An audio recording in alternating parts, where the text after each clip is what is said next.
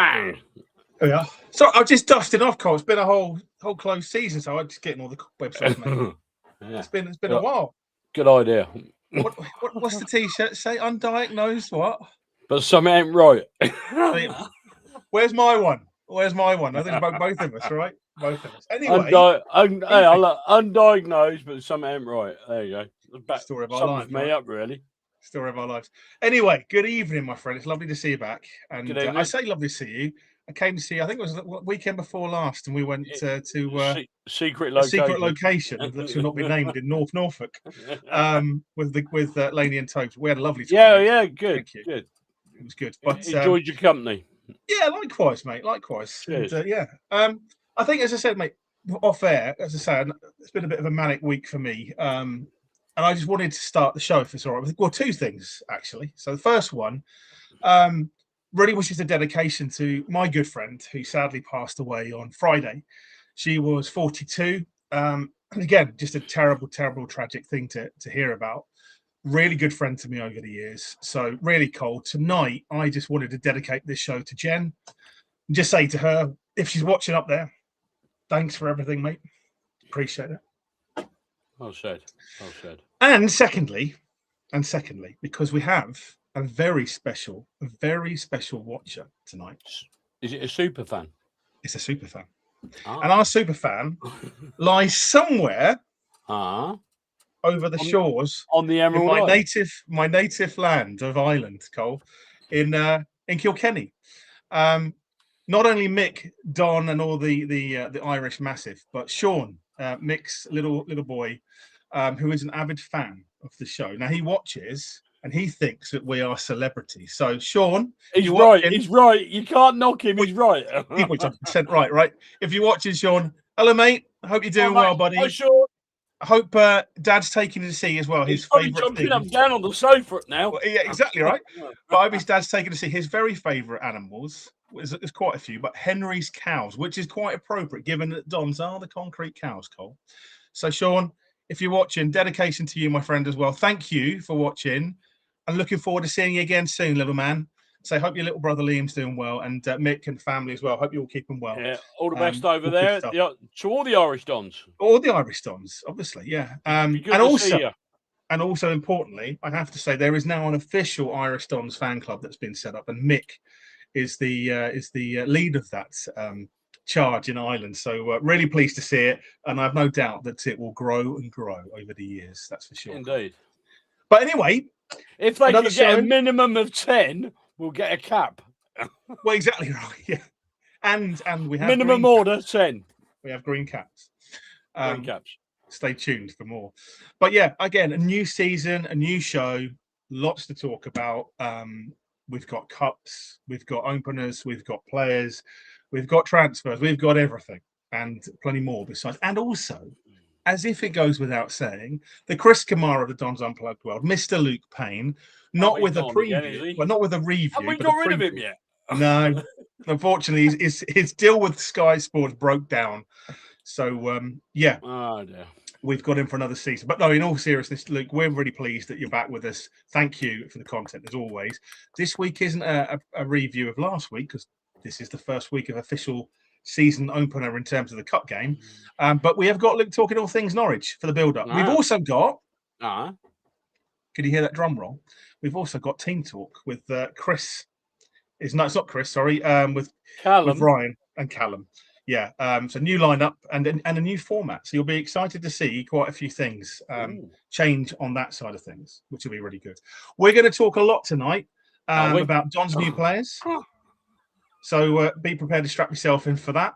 We've got business so far as an overall thing. So the ins, the outs. What do you think? Are you happy? Are you unhappy? Are you indifferent? Is there things you'd like to see? I've got a few comments. I know Colin has too.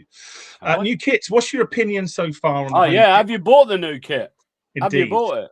And where's the away kit? Come on, Liam. Exactly. Get on with it. Coming very soon this week, Cole. I hasten to add. I reckon it'll be Friday. Well, who knows, Cole? Who knows? Maybe. Have you noticed? Just shut up a minute. Have you noticed, you people at home, how secretive Aiden is? 100%. 100%. I've got this terrible thing. He never tells me anything. I know. terrible thing in my eye, Cole. Go on. Anyway, Go on. We've got pre-season friendly we're going to go through, so we want to get your opinion. I don't know what people think about them because it's been a mixed bag. The red dot bar shotting now again. I don't know. Oh, that'll ruffle some feathers. But you may have seen, if you're an eagle-eye person, through the minutes of the supporters board, it was mentioned in there, but alas, has not been mentioned too publicly, which I think is almost like a Labour Party manoeuvre, isn't it? Well, I couldn't possibly comment, my good friend Andy. Let's not get political. Other parties are available. Anyway, we're going to talk a bit about that because, like any good detective, we're there to uncover what's been going on, and we want your opinions on it. And if you've not heard about it, we'll be telling you all about Red Dot Bar's closing. Exactly. Norwich guest. A lot of people. It will do. Yeah, it will do. And we've got a Norwich guest as well. We've got Connor, and I'll let you say his surname, Cole, because we've got two different outlooks as to how you're going to say it. So I'll let you do yours. I think it's Southall. I think it's Southwell, but we'll ask Connor when he comes on. We'll ask him when he comes on. There we go. He's from the Norwich Evening Post. Reporter. No less. So if we don't know about Norwich, nobody will. Well, exactly. So the mighty Canaries, ninth in the championship last season. But I've got a theory. I've got a theory about why some people, we struggled a bit at the end of the season. People promising they were going to come on and they never showed, and all that. Yeah. I just think they were gutted that we were at the top of the league. They were. We found out a bit of intel about a few people. Didn't want to talk about us. We're a little bit sore, Cole. Yeah. Although our good friend down at Colchester was more than happy to come on in there. Absolutely. Yeah, good lad. I like him. Yeah, good lad. Good lad. But anyway, we got any good evenings? We're Stemwell as well this season. Got any good evenings? We've got quite a lot of good evenings. So I'm going to go through those. I'll sit quietly. The roll of honour. But feel free to interject at any time, Cole. But first up, Jamie has said, "Good evening, Dons. How are we all? This time next week, the never-ending tunnel of the season ends." Off-season ends. Sorry, it's been a long day, Jamie. To start a season, which is going to be a special one for me. Come on, you Dons. I hope it's going to be a very special one, not just for your good self, Jamie, but for everyone. And I've got a good feeling. Something tells me we're into something good. Mainly because Scott Hogan's not here anymore. So there we go. Is Grant Clulo coming on telling us why he got arrested in Croatia? I'm not going to comment on such things that may or may not be appropriate to air on here. But I know Grant allegedly, I'm sure Grant will regale anyone so interested at Norwich if he's there, no doubt. Stephen says, "Evening, legend Stephen. Welcome to you, and thanks for joining us again for another Fun Pack season." Fun. Yeah, Fun Packs. We're doing something wrong. Yeah, we did something wrong. Matt says, "Evening, lads. Hope you're all well and great to have you back." Matt, thank you, and it's great to have you and everyone. We're back. We're good. We've missed you guys. We're ready to go. We are. And Josh is joining. Evening, gents. Evening to your good self, Josh. Hope you're doing well, my friend. Evening, Josh. Mr. Mick Dore says, "Evening, men. Evening, men, indeed." Go on. I'm waiting. We're waiting, Mick. I've told you. Come on. There we go. There we go. What is that, Cole? What is that? Are you going to put it on? I've got my prediction. I've got my prediction. Oh, God, all right. Come on. There you go. There you go. Sean, see, look. There you are. There you go. There are. The hats. Right? The Irish representation. There you go. That's as much as we do. I can't do no more. Nice to have you on, Mick, and thanks for joining, mate. Good evening from Glyn. Glyn, good evening to you, good sir. Evening, Glyn. You are very well after having a bit of a troublesome time health-wise last season. Yeah. Trouble, you'll be fit enough to start. There's more chance of. I think there's more chance of Glyn playing football than there is Kane Wilson. Well, there is that. There's more chance of him being in goal if we get an injury than anything else, but that's another story. We'll talk about. Oh yeah, good point. We'll have to talk about. Kerry Ann has joined us. She says, "Good evening, all. Hope we're all well." And yes, are you waving at Kerry Ann? Are you waving at Kerry Ann? They've got to do it everything. Like jazz hands. I want to see a photograph of Kerry Ann waving back. That's what I want. That will be a difficult one, but Kerry Ann, if you can do it, send it in, and we'll put it on the show if you're comfortable next week. Not a problem at all. Or a little bit of video, only a few seconds of you going back like that. Yeah, it's all good. It's all good. But I love to have you on, Kerry Ann. Good evening, all. Good evening, Sheila. And I wonder, in a closed season, would Colin Butler have redone a poster for you, or are we still waiting? No, I haven't. No, I'll come back. But oh my beating heart! Oh, come on, Shakespeare! Come on. No, I can't. I can't remember. You carry on. You carry on. What was it? Oh, my beating heart. Go on. What? No, something like that. Oh, still my beating heart, isn't it? Is that? Oh, come on. Yeah. Stop. So I was just playing with the ball while you were Stop chatting. product placements, will you? I don't know what you're talking about. Cole, I think that product placement for the store, as Liam would say, isn't a terrible, terrible thing. Yeah, cheers. All the best. There you go. Yeah. Cheers for that with the Don's mug. They're still available online, by the way. Really good value. Good evening to you, Sheila. Luca says, Norwich Sat, I will be there. My first game I'm going to this season. Luca, nice to see you, my friend. Welcome back and hope all's well with you. And my darling wife has added as well. She said, good evening, lovely. Good evening, darling. Hope you had a nice time. She is officially, Cole. She's officially an able seaman. She has been out on she's been out on a boat. It's her dad's 80th. So as I say, Jim doesn't watch, but happy birthday, Jim. Hope you're well. But yeah, she took him out for some sailing. He was an avid sailor back in the day, so they've spent the day out in Cornwall on the sea. So that's the branch of Cornwall Dons, is it? Cornwall Dons is registered, checked. It's going global. You know this. Anyway, nice to see you, darling. Russell, the other side of the Forgem family has joined us. Evening, all. Sheila beat me to it. Lord Mayor of Castle. Good evening, sir. Lord Good evening to you, Ross. Hope you're doing well, my friend. Danny has joined us. Danny, Purple Away Kit. Danny, I couldn't possibly comment. Has the gaffer been on yet? No. But I will say that we are looking and hoping to get him on at the end of the month once the transfer window is finished and all the business is done, so we can review the whole thing. So keep tuned, and we'll give you some updates when we can ask him when the likelihood of Kane Wilson's going to play. Absolutely, maybe ask him when the third kit's coming out by that time. Who knows? Who knows? Or who the sponsor is? We could trick him into talking about the purple kit, couldn't we? Yeah. Well, we could do. Even though Colin can't wait. Yeah, so can't wait for a new season after three years away. Can't believe League One seems this exciting. Yeah, it has been 3 years, hasn't it? Feels a lot longer than that, but 3 years. Yeah. 3 tumultuous. I can't even get my words out. Tumultuous. That one, Cole. Traumatizing years in League Two. Let's put it that way. It's been eventful. Multiple managers. That Guinness 0% has got a lot to answer. It has got a lot to answer, hasn't it? But lovely to see you, Alan. Thank you for joining, and hope to see you at a few away games this season again, my friend, as well. Colin has joined. Says evening to you, Colin. Hope you're well. Right. Yeah, all right. There we go. Craig has joined us. He says, good evening, all. Looking forward to the season ahead. Hope you're well. Craig, yes, we are. Hope you're well. And again, thank you, as always, for jumping on. We appreciate you, as we do everyone. Ash, where would we be without Ash in this comment? It's not right. We don't have these comments, Ash, so I appreciate it. He says, good evening, legend. Thank you. And Colin, here's the start of a new season. Yeah, very good, Ash. Never let it go. Danny has said, watching the news earlier, and they were on about Andy Burnham early prison release. I think this is a fabulous idea and should make it a lot easier to find an AFC Wimbledon fan to come on. Anyway, moving on. Danny, we do have actually Wimbledon. I say Wimbledon fans. I use the term loose. Let me rephrase that. We do have Kingston fans that are willing to come on the show, but off camera, because they're scared. To be quite honest, which is quite sad. I heard a rumor about the Casbah.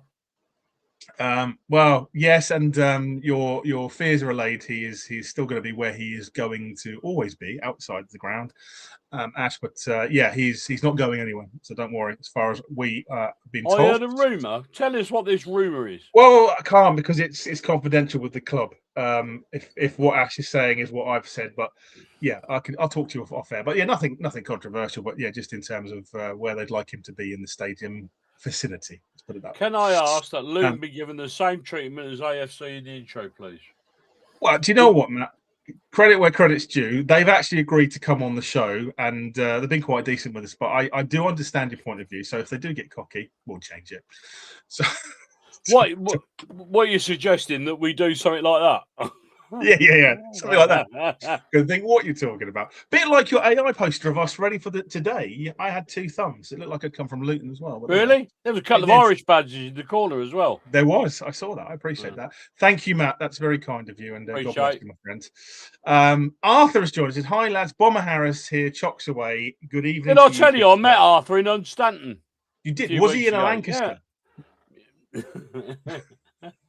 He was just going to do a bombing run over the beach at the time. I met Mrs. Bomber Harris as well. Lovely stuff. Yeah, no, lovely to see you, Arthur. And so hopefully you're wearing the Bomber Harris hat and jacket. It's not too hot at Norwich on the weekend, and look forward to seeing my friend. Glenn says bought a new kit. He thinks they're very nice, so that's good to hear. And yeah, that I'd really like it, to be honest. Ash said Aidan will make a bad traitor with that wig. There we go. What's that rumor? Come on. You can't put it on it. We get us in all world of trouble. It's I'll tell you about it later. Don't worry. Okay. Jacob said, "Have you got any news on your away kits?" Yes, Jacob, I have. Purple. Oh, I'll start that again. Yes, Jacob, I have, and the club are looking to hopefully release one later this week. So stay tuned. If anybody heard me say purple, I apologise. I didn't mean to. You just honestly, you can't get the staff these days. And Liam, maybe he's throwing the curveball. Maybe it's not purple. We'll have to wait and see. Look. Talking of curveballs, there's one there. Look, what's that? It's a baseball from Las Vegas. Oh, there you go. I thought it was a rotten apple by the looks of it from a distance. I think I'll go buy you some from Tesco's, mate. Don't worry. Other brands. There you go. Other brands. Stuff. Kane says, "Evening legends, we are so back. You are right, my friend. We are. We are so looking forward to this season, and we're here for the next 46 games and beyond. It could be a big cup run. Who knows? We can make it all the way to playoffs, FA Cup final. Who knows? Who knows? It'd be nice, wouldn't it? Right? Helen has joined us. Evening, Helen. Hope you're well. She says, currently sat at Stansted Airport to go to Limerick. Current delay is now 4 hours. I hope you get your money back, Helen. Yeah, I hope you get some money back first and foremost. And secondly, Helen, let me know, is that with Ryanair? Because when I went to Dublin, they weren't exactly the most reliable. Aer Lingus is the way forward, that's for sure. But I hope, as I say, it's at least comfortable. And thanks for tuning in and taking time to watch us. That's for sure. I'm answering that question. Thoughts of kickoff change so far this season? Yeah, we'll come on to that a little bit later, Ash. But yeah, it's not great. It's not great. Let's be honest about it. Gary says, "Nice to have you lads back. Let's hope we get some good home crowds this season." I think we will. Be honest, Gary. It's encouraging. We've sold out for Oxford already. Sold out for that. We're looking good for Norwich. We've had an upturn in season ticket sales. We're in League One, so that always brings a bit more of a noise and a bit more of a crowd. But also, if we do well this season, like, dare I ask, fingers crossed and touching wood, we did in the Liam Manning's era of the first season of Liam. Anyway, it did pick up quite quickly when we started doing really well. So you never know. And I hope, like you, that if we do, we're going to get bigger. We're going to get bigger away followings coming to us. I think so. For sure. I think so. It's really good to see. Evening, Jordan. Evening, Jordan. Thank you for joining. Harry has joined us as well. Harry, hope you're well. Hope you had a good summer, my friend. I know, it's been it feels like a forever since we last spoke, but evening to your good self, my friend. The man, the myth, the legend that is Mr. Wobenista has joined us as well. He says, "Good evening. Good to have you back. Love the show. Looking forward to Norwich after going to Barnet last week. I hope you had a good time there. It was an interesting result, that's for sure. We'll come on to that in a minute. Love your feedback. Only in League One for a season. I'm confident everyone at the club means business and we'll only be in League One for a season. I'm with you on that. Maybe I'm being a bit too is it rose-tinted glasses? Is it rose-tinted glasses, Cole? Is that the saying? Yeah. Do you know what rose-tinted glasses look like, Cole? Have you ever seen a pair of rose-tinted glasses, Cole? No, but you're going to put a pair on, are you? I don't have a pair of rose-tinted glasses, but I do have a pair of shamrock green tinted glasses. So this is me through my shamrock green tinted glasses, dreaming so well. I apologise for this. I apologise. If we go up, I'm wearing these every week on the show for our predictive analysis of the every win that we do. They could be your prediction glasses. There you go. Yeah, after a Guinness, you don't need. Right, go on, read the comment. Indeed. Harry says, another fullback, preferably left-sided, goalkeeper and potentially a centre-back, and we're setting my... Yeah, we've only got one keeper, haven't we? One keeper? Well, yeah, we've got... They're thinking about sending Seb Stacey out on loan, aren't they? They are. Jamie said, evening, can't wait for the season to start. Never felt so excited for an upcoming campaign. No, I have to say, it's been a while, Jamie, since I felt pretty good about these as well. Stephen says, they had the photo shoot for the third kit on Thursday before the champion. Yes, they did. What colour was it, Stephen? I don't think you would have been told that, Stephen. But yeah, I know they did. So watch this space because that will be also coming very soon down the pipe. I think there's more chance of Bob Wilson of getting his start than Kate Wilson. Yeah, quite right. And if you know who that is, you're far too old. Sent you a DM, Colin, about the Casbah. So there you go. On. Oh, let's have a look. Yeah, hang on. Indeed. Let me have a look. So the away kit definitely isn't purple, says Jamie. I couldn't possibly comment, Jamie. Josh says, any news on the retro kits? Yes, there is, Joe. Sorry, Joseph. Yeah, there is due to be coming forward. Liam did say last time that we were on the show. I've just ready to comment. Good stuff.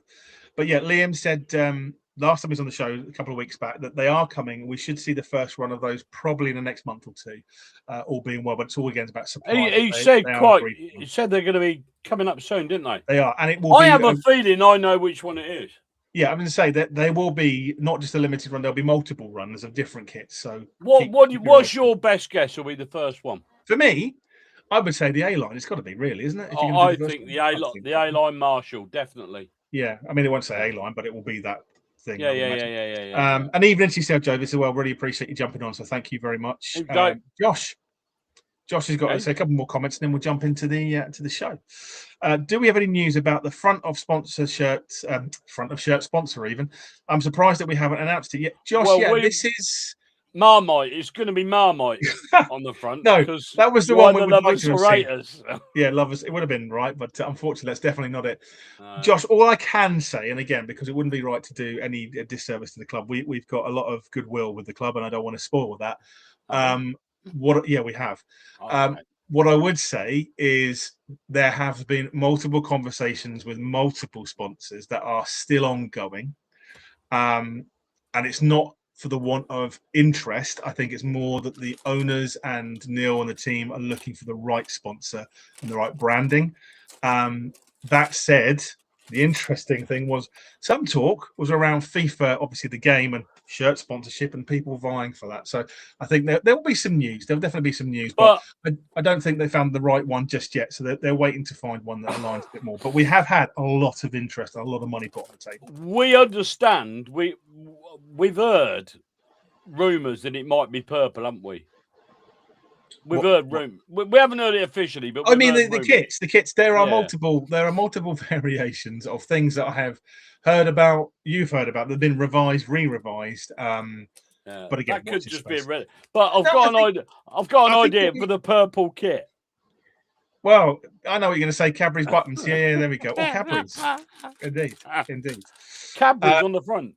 Brilliant. Well, there you go, right? There you go. I've got one of those hairs from that hat. And then they could play Phil Collins. I could feel it in the air. The gorilla on the drums. There we go. Oh, Lord. The club definitely didn't accidentally post the away shot on X. They definitely didn't happen. No, it definitely didn't happen at all, Danny.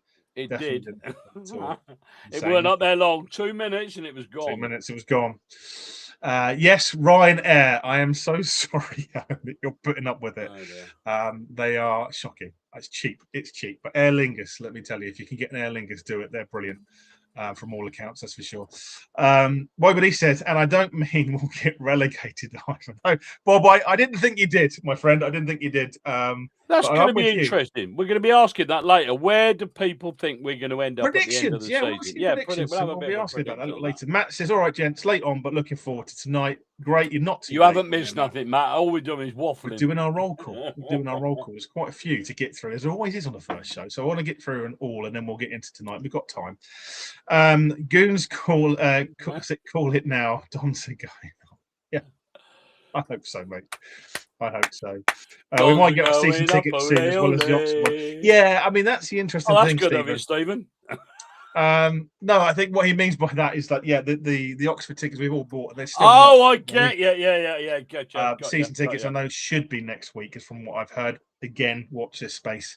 I know they've changed. Well, a lot of it was down, to be fair, when I spoke to the club, it was the change of ticket provider and the systems. So the systems in the stadium, the systems at the actual. It's got Ticketmaster on that. Is that right? Yeah, I believe they've changed a few things around. So yeah, there was a lot of internal things they've had to do to sort it out before they could just do it. The plan was, if they hadn't moved it, you could have probably used last season if you had a physical one, and they would have just moved on. But unfortunately, they've had to reboot the whole thing, which has caused a bit of a delay. We are back. Don Hammett says, yes, indeed, and nice to have you back as well, Hammett. Really appreciate you and your comments. Don't shout me down. As well is a doubt. Should we sign Tanai Watson? I saw this as well, Craig, and I'm with you on that. I rate him. He's a free. I wouldn't say no to him, that's for sure. Reece Healy's on a free as well, isn't he? Kicking about. Yeah, but the Reece Healy we signed and the Reece Healy that's free is probably two very different people, unfortunately. The years have not been kind, Cole. Let's put it that way. One thing I said to my dad, I got the match day job, was that I hope we don't have many 12:30 kickoffs. Safe to say that's aged like milk, and the Lions will have to wait. Yeah, so Jamie is now part of the match day crew at Stadium MK, and it's one of his dream jobs. So again, congratulations on that, Jamie. I hope you enjoy it, and look forward to seeing you, as I say, at the stadium when coming to say hello, mate. As well. Kane says, I'm actually a little annoyed. Oxford away sold out. Outrageous, isn't it? Outrageous. I booked the weekend off, but only got approved after the tickets were sold out. Perhaps I could try and sneak into the home end. There's plenty of room behind the goal. I do that. To be fair, not that we're endorsing this. If you do go in the home end, it's entirely your call. But there are seats available. I'll leave it there. You stand on the back of my motor. I don't know. The fact that we've sold out, they may release more tickets potentially. You just don't know. It all depends how it all pans out, I guess. Okay. But yeah, sorry, Ken. Hopefully, if you can't come to the game, there are streaming services that may not all be completely viable or visible from certain outlets, but I'm sure you can watch it online. Let's leave it there. Really hope that one of the retro lines is the 9-10 shirt, only season that I don't have. Which one was that? The 9-10? 9-10, that's a good question. Anybody watching, let us know what the 9-10 shirt is. I can't remember. I've got one of the red ones in my head, but I don't know why. There we are. Kane said, surely we're going to see the away shirt this week, right? Well, if the leak's online or anything to go, but I have a feeling that it will be coming very shortly. That's for sure. And then just to finish up, a couple more comments and we'll crack on. Bob said, hopefully they've knocked back betting sponsors and will get us a great long-term one. Yeah. There is, again, we are in a position, an enviable position, where it's not a make or break on getting a shirt sponsor. So don't anybody panic. No. We've got the money. So, it's not from, but they'll wait until they get the right one. Yeah, and Bob, to be fair, obviously with the ownership and obviously Middle Eastern ownership, betting is probably not going to be one that will be too interested in. No. I've got a feeling it'll be a car company. Yeah, maybe renewable energy, something like that. Who knows? Or Q80 based. We'll wait and see, I guess. Yeah, I think it could be a Q80 business. Car business. Absolutely. That's my guess. Oxford is going to be an email, apparently. Well, I hope so. Not too close to the wire, Danny. We shall have to wait and see on that one. A few more comments coming in, but before we get, so we'll come back to those because obviously I'm conscious we've been going through for a fair bit. Our guest should be joining us in a little while. But before he does, I think it's only time that we run something to build up to that interview, Cole. Really? Yeah. Which means... Run VT, go on. Here we go. See what happens.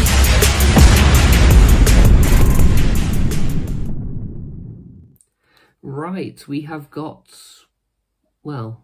We've not got a review, there's nothing to review as of yet, so instead we've got a Norwich preview, which, to be honest, there's a lot of just general sort of vagueness going on with fixtures like this, because ultimately it's the first competitive fixture we'll see for either of these teams. With Norwich, if they see it as more of a final pre-season game, there might be a bit more rotation, a bit more like the side, the Bristol City side that we saw at the beginning of last season, I believe it was. There were some big names in there, Scott Tyne obviously being one of them, but there were weaknesses there that we at least had an opportunity to sort of try and exploit.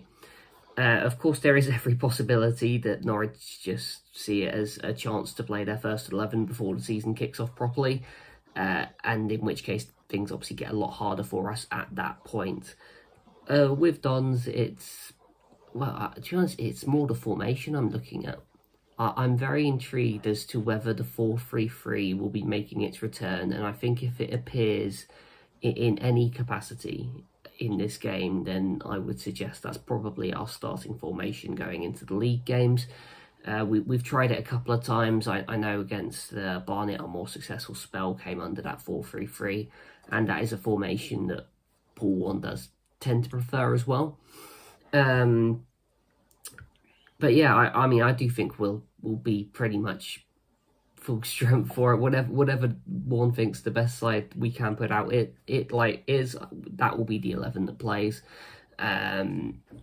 But I don't think there's any reason to fear a game like this. It's a little bit of a free hit in the sense that we can just attack it, experiment with things a little bit, and just see what works, what doesn't against what's going to be decent quality opposition. And ultimately, I just want us to attack this game almost as if it's a league fixture. That's why I'm kind of hoping the 4-3-3 might come out, because I think there's also every possibility we chuck an extra defender in there just to be aware of their attacking threats. But at the same time, I do just want to see us, at least try and take the game to them a little bit. It might not work, but I'd love to see that level of confidence that for us to actually go out and be like, you know what, we're going to give this a right good go. And if it works, great. If it doesn't, then it's no harm done, and it's onto the league fixtures. So I think the formation is the biggest thing to keep an eye on going into this fixture, 100%. And then obviously just the opportunity to see any of the new lads. I think Wintle, I'd hope he'd be starting. I think he's going to potentially offer a certain level of control across the midfield. And you could say the same for Barlaser if he plays as well. There's another big decision, I think, at the heart of defence. I have a feeling Warner's going to play Charlie Good. If it's a back four, I think he's going to go to Charlie Good over Sanders and Big Marv potentially. But I think it'll be a good run out for him. But yeah, like I said, there's lots of sort of unknowns with a fixture like this. And then you've also got the other big decision up front.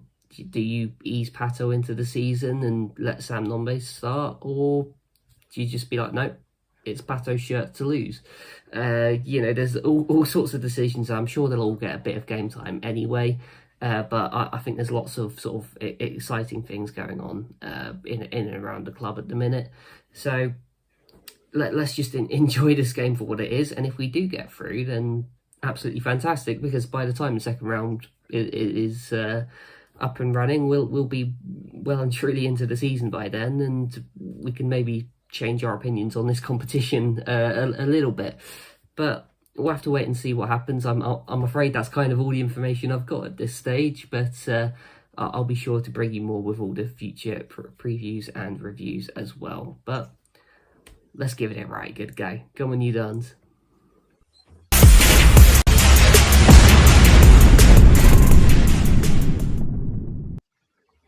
As always, just quality. Oozes quality, Cole. Oozes. Yeah. And all that in a marble shirt. Indeed. Not even a minstrel shirt, Cole, but a marble shirt. Marble shirt. Marble. Indeed. Marble. Some would say that it looks very suspiciously like our old Smoky shirt from a few seasons back that everyone hated. But apparently, sit yourself down, it's the most popular selling shirt so far this season out of all the goods that are outside of the football kit. It was the marble shirt, yeah. Yep. Nice kit, to be fair. I mean, it's not my cup of tea, but I thought it was a really nice kit, to be honest. I've got. I looked at it. I thought the standard range. I like this one. Really nice. Really nice. I've got another product placement for there, Liam. I know he's watching, so we always get the product placement in, obviously. There product placement. Exactly. So look, I mean, Cole, going into that game, obviously we'll wait, and hopefully Connor will join us shortly. What's your thought? I mean, it's a free hit, right? You can argue that it's a cup game. Personally, for me, I don't know what your thoughts are, but I want us I would want us to have the first 11 that we're going to be starting the season with.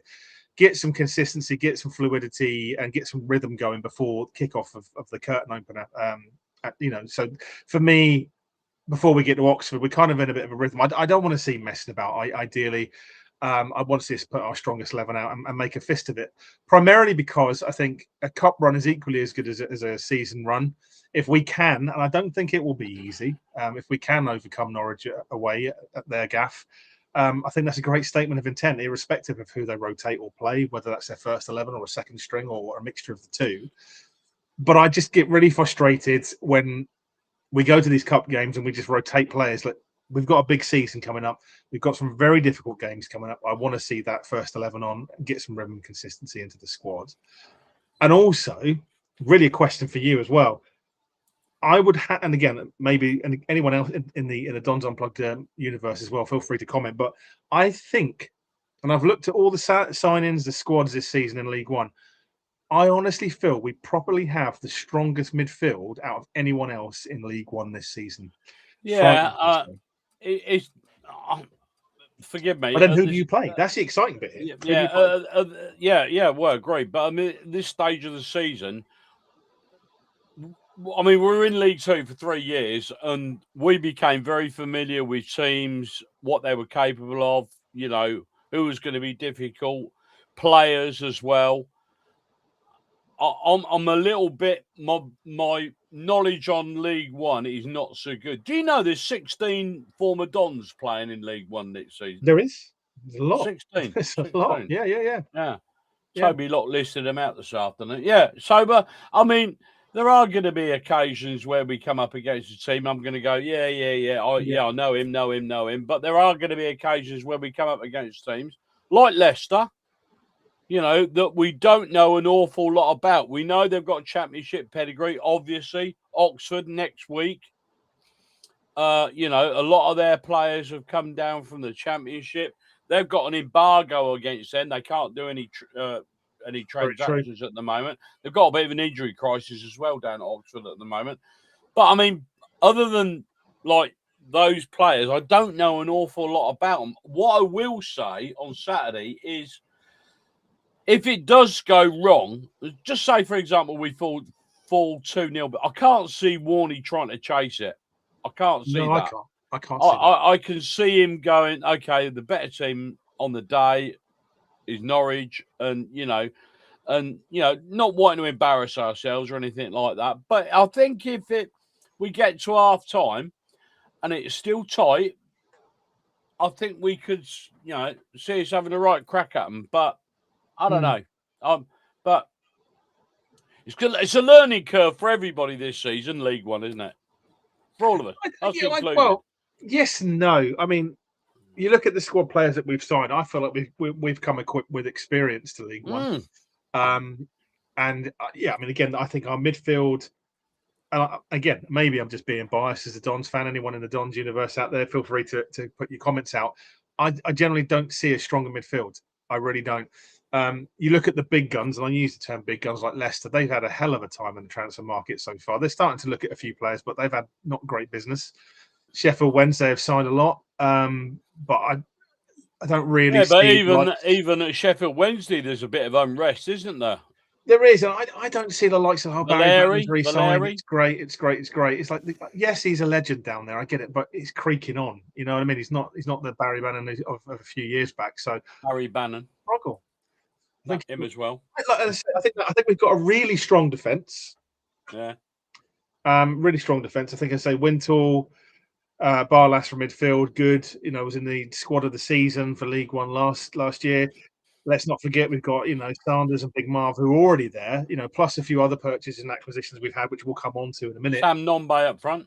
Yeah, I mean, I've got my opinions on that, and we'll leave it until we talk about the transfers. But I personally would like to see us sign another striker. Yeah. My reasoning for that is, look at last season. Aaron Collins was made of glass. I hope he's not this season. And at times we ended up with just Aaron Collins, didn't we? I mean, and we can't afford to go into games with just one option up front. No, Pato was a more of a tough option, but again, God forbid if he gets injured, it will be difficult. I think Sam Nombe is an option. I don't like the way he left us the first time round. I thought he was incredibly arrogant when he went to Luton. I won't go into all of that. I think a lot of us knew at the time some of the comments that came out that I would just say that's down to was it the frivolity of youth, thinking it's like, oh, he turned down a contract, didn't he? Yeah. And he wanted a bigger club and better things. And I mean, he could have only made it worse by signing for AFC. Well, quite. So look, you know, again, times moved on, but I think he's got a little bit of proving to do in my book, and a few other Dons fans. Like you said, he was a kid back then. He's a little bit got a few more. Yeah, maybe he's grown up a bit since then. Yeah. So I go with an open mind. So, but I just think another out and out striker, and there are a few out there on the free transfer market. There's a few others I know we've been in for that we've missed out on. Well, there's still this free agent FC going around, isn't there? There is, and there's a few names in that as well. Yeah, I'm gonna say it, Cole, because it's out there. there's a £2 million potential bid from Millwall for Max Dean. Now we've got cash. I would get him. We've got cash, and if it means, and again, this is just questions posed, and we'll bring some comments up in a bit. What would you say to you and to everyone else out there if, in order to facilitate a move for the likes of Max Dean, we had to let the likes of a Liam Kelly move on? Would you find that acceptable if we had to, for financial fair play, for reasons of parity, etc.? There may have to be some moves. So, we have got a wealth of talent in midfield, and if it meant Maxi Dean coming to us, I would take it. I would. Look, I'm not saying that. It seems a bit harsh as he was the player of the season, but sometimes you've got to do what you got to do. Yeah, and I think, look, if we could facilitate him coming back, I would facilitate. I would put it all in, because I know you like that, facilitate. I know he wants to come back. He said that to a lot of fans publicly when he was at Salford last season. He's still got a lot of unfinished business, so he is keen to come back. I think. Okay, come on, Fahad, hijack the deal. Get in there. £2 million. There we go. Just leaving it there. Okay. So yeah, it'd be interesting. Matt's question there about, sorry, there's been a few questions, and again, like the Oxford end. Looking forward to seeing everyone in there as well. It is on Sky, as it's been mentioned. Matt says it was the Nike, and they had different coloured sleeves. Yes, I think it was a black sleeve bits, I think, from memory. Yeah, I remember that. Yeah, so that'd be double nice. tree on the front. That's the one. Yeah. That's the one.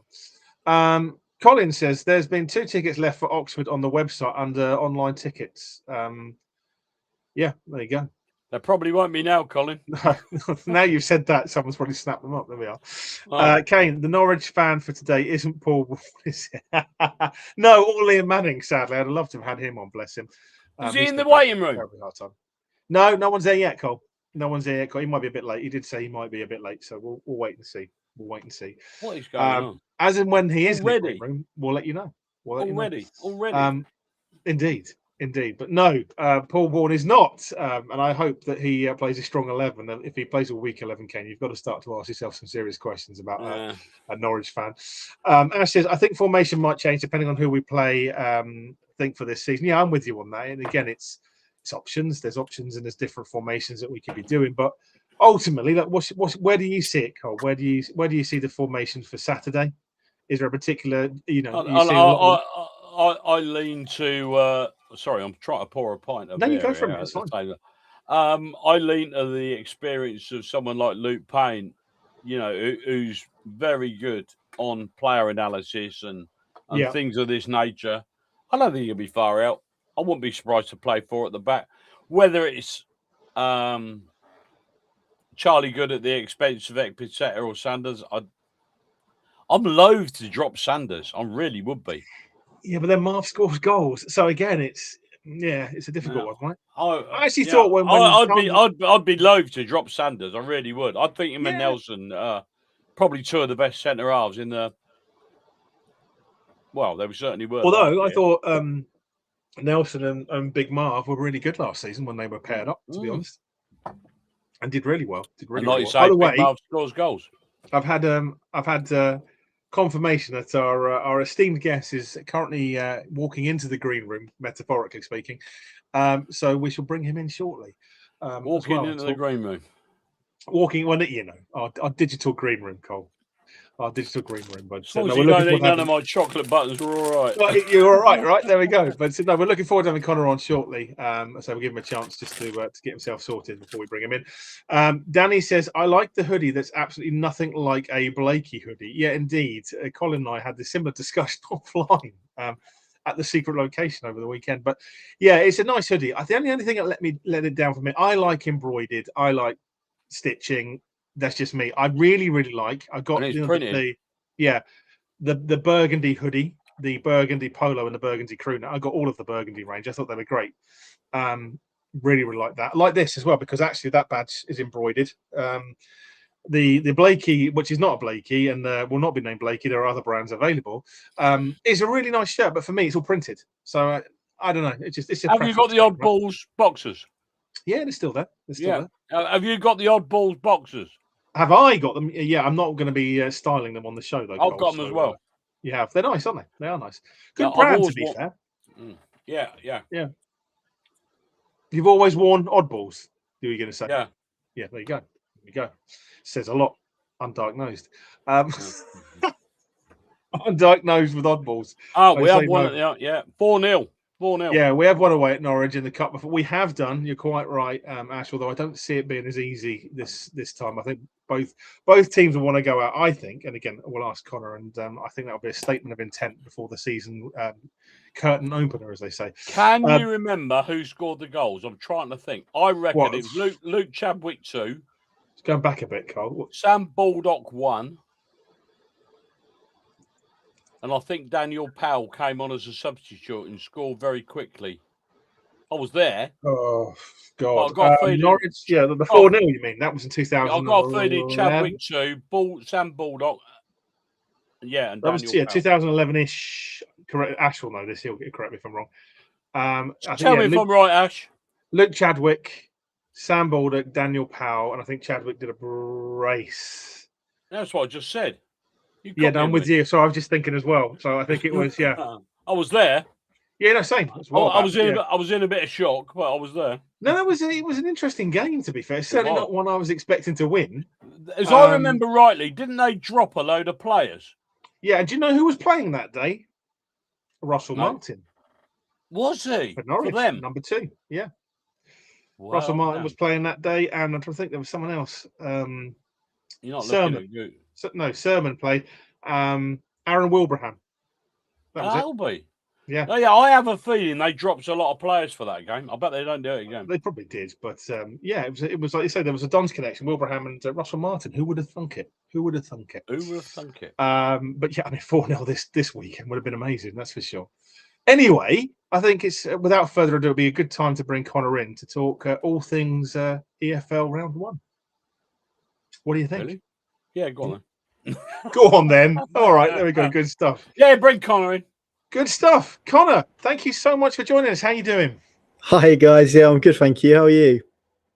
Very well. Very well. Connor, answer a question. How do you pronounce your surname? We've got a bet on this.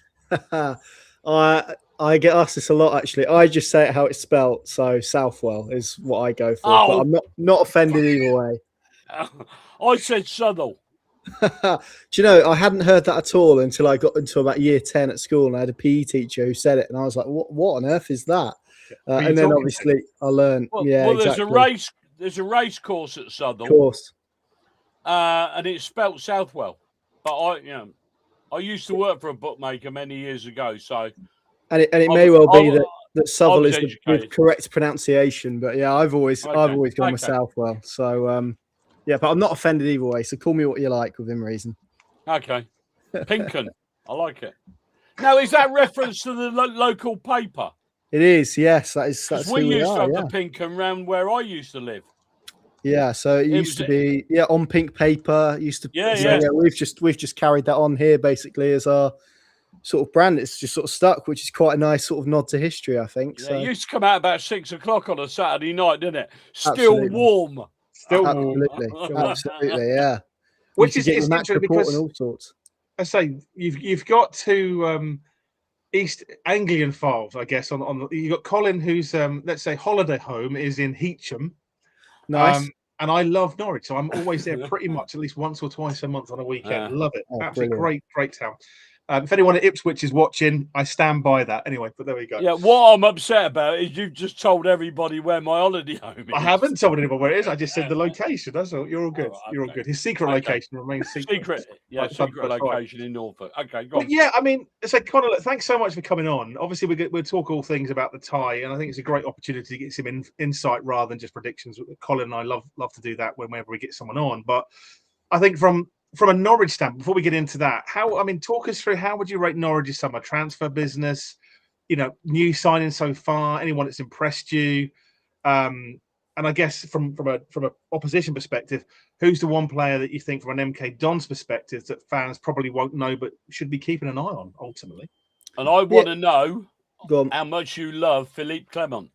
A lot, a lot. I think there's a lot of people who owe him a drink in Norwich after the job that he did last season. To be honest, from what he inherited, but yeah, it's been a pretty quiet summer, to be honest. So they've only made 4 signings, the 4th of which came in yesterday, which was a left back. Something that they've needed for a little while. He's come in from France on a free transfer. So it's been probably a summer of continuity, really. I think the last 4 windows they've had 29 signings and over 30 exits. There's been a lot of churn, a lot of change. Obviously, been 2 different head coaches, Yannis Oftorup, Liam Manning.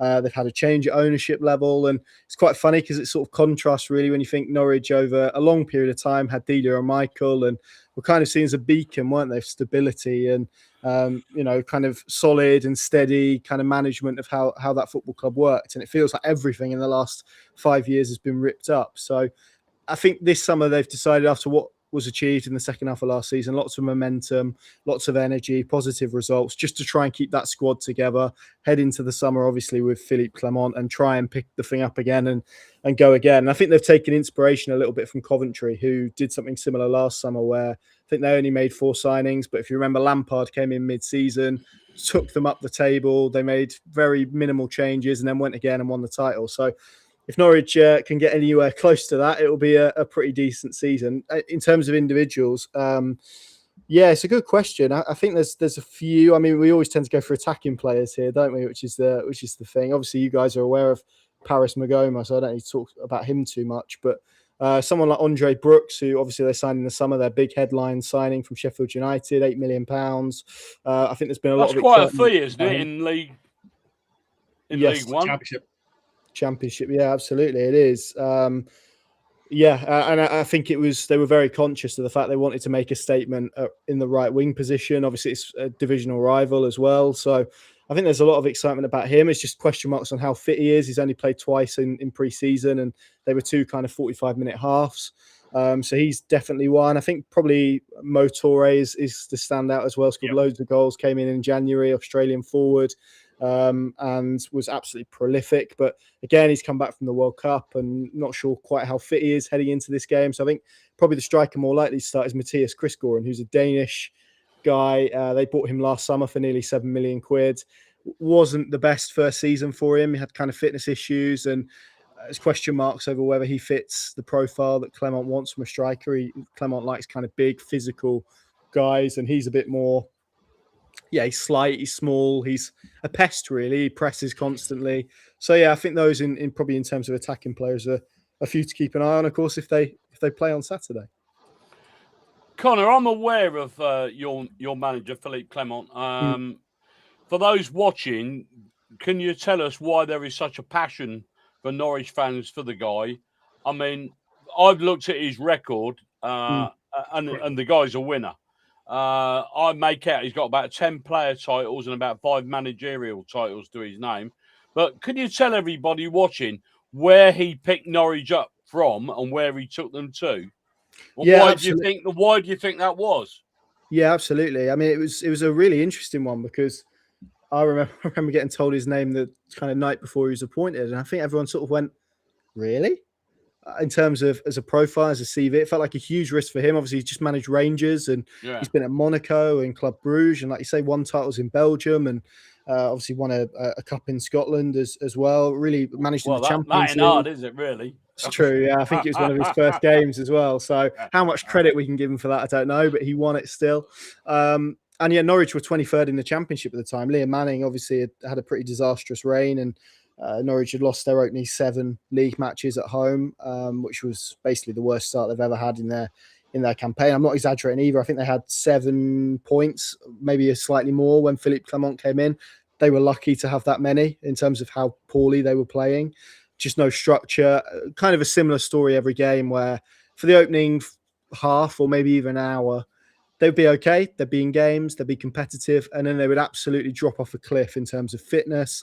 And that final half an hour, teams ran over them. And they began to learn that actually, if you just sat in and waited, and bide your time, eventually you'd score goals against Norwich. It was kind of a really young squad. And whatnot. So Clement came in, and I think there was a big shift in terms of fitness, first and foremost. First day, he had them doing a bleep test, which in the middle of November is quite something to do, looking ahead to the Christmas schedule. So that was a big pillar. And then it was about kind of structure and building a team and trying to get them functional, essentially. And he kind of built off a 4-2-3-1 that it wasn't anything kind of fancy. It wasn't, we wouldn't associate it with kind of a footballing philosophy, but it was just about being aggressive. It was about doing the basics really well and about everyone kind of understanding their job. And I think he brought a clarity to kind of roles. And actually what's more impressive is when the thing began to really pick up as it did. I mean, for context, he picked up the team that Bar and Sheffield Wednesday, and obviously that's quite a big mess they were in last season. Norwich were the worst team in the Championship, and rightly so. They were the worst team. Sometimes you get your 23rd because of bad luck or whatever, but they were terrible. And he picked them up, and by the end of last season, they were in the top 3 in terms of in 2026. They're taking 2 points a game, 44 points from 22 matches. He'd done that. One of the form teams, weren't they? Absolutely, and he did that as well with a lot of basically an injury crisis. They did the whole thing without a left back. Essentially, they had a right back, a left back, a striker. They didn't really have any wingers for much of it either. They were kind of plugging gaps all over the place, and yet still he built this team that won and won and won. And I think that is, look, results clearly are why people have taken to him, but I think it is bigger than that. I think it's the way he communicated. I mean, when he took over to paint a picture for you guys, there was protests outside the stand. There were calls for a lot of the hierarchy to go. And as soon as he came in, it just felt like a switch had been flicked. Everyone kind of was pulled together and moving in one direction. He's just got, a bit of that kind of old school presence, fear factor about him. And it just felt like a really good fit. And the challenge now is to do that from a standing start and to see if they can keep the momentum going into this season. Speaking of, say, Danny, one of our viewers has just mentioned it. It's one of the things we always talk about is we have a great affection for Harry Darling. Obviously, and Liam Manning as well, and we'll come on to that. But what's kind of been the impact of Harry? Because when Harry was with us, he was quite an influential player. Obviously, went to Swansea and again was very influential for the team there. And then obviously moving over to your good self. So you kind of see like the stats, like he's been in and out. But what's kind of the Norwich view of Harry and how do you think he plays, not just in that team that he's been in, but like this season, do you think a big part to that team under Clement? Yeah, sorry, you broke up a bit there at the end, but I think didn't he? I thought that. I was like thinking it was me. No, right. No, do you think he'll be a big player for next season or more of a bit part player for this season under Clement ultimately? Got you, yeah. I mean, first and foremost, I spoke to Harry last week actually, and spoke to him about this game, and big old smile on his face. I think he said he was absolutely delighted when the draw came out, and still thinks a lot of MK Dons and whatnot. So it's clear that the club still means a lot to him, which is nice. I think probably by his own admission, last year wasn't the year that he hoped it would have been. First year at Norwich, and it was a bit like not return. He's a Cambridge boy, so there's a bit of distance between it. But I think it felt a little bit, obviously, like he was moving a bit closer to home, and I think he put a lot of pressure on himself. And actually, during that run under Liam Manning, obviously they've worked together before at MK Dons, he was probably the best player throughout that period in terms of the way that he was playing. And then he dropped a bit, I would say, and probably twofold. Obviously a change in head coach, but also a young lad called Rory McConville, who's a Northern Irish international. Norwich signed him from Brighton. He came through and probably progressed a lot more than people thought he would. So he started keeping Harry out of the team a little bit. And I think, again, by Harry's own admission, when he did play, it wasn't probably his best performances and his best season. So, there was some couple of good performances towards the end of the season. Norwich went away to Millwall, who finished third in the Championship and got an impressive win. He was excellent that day.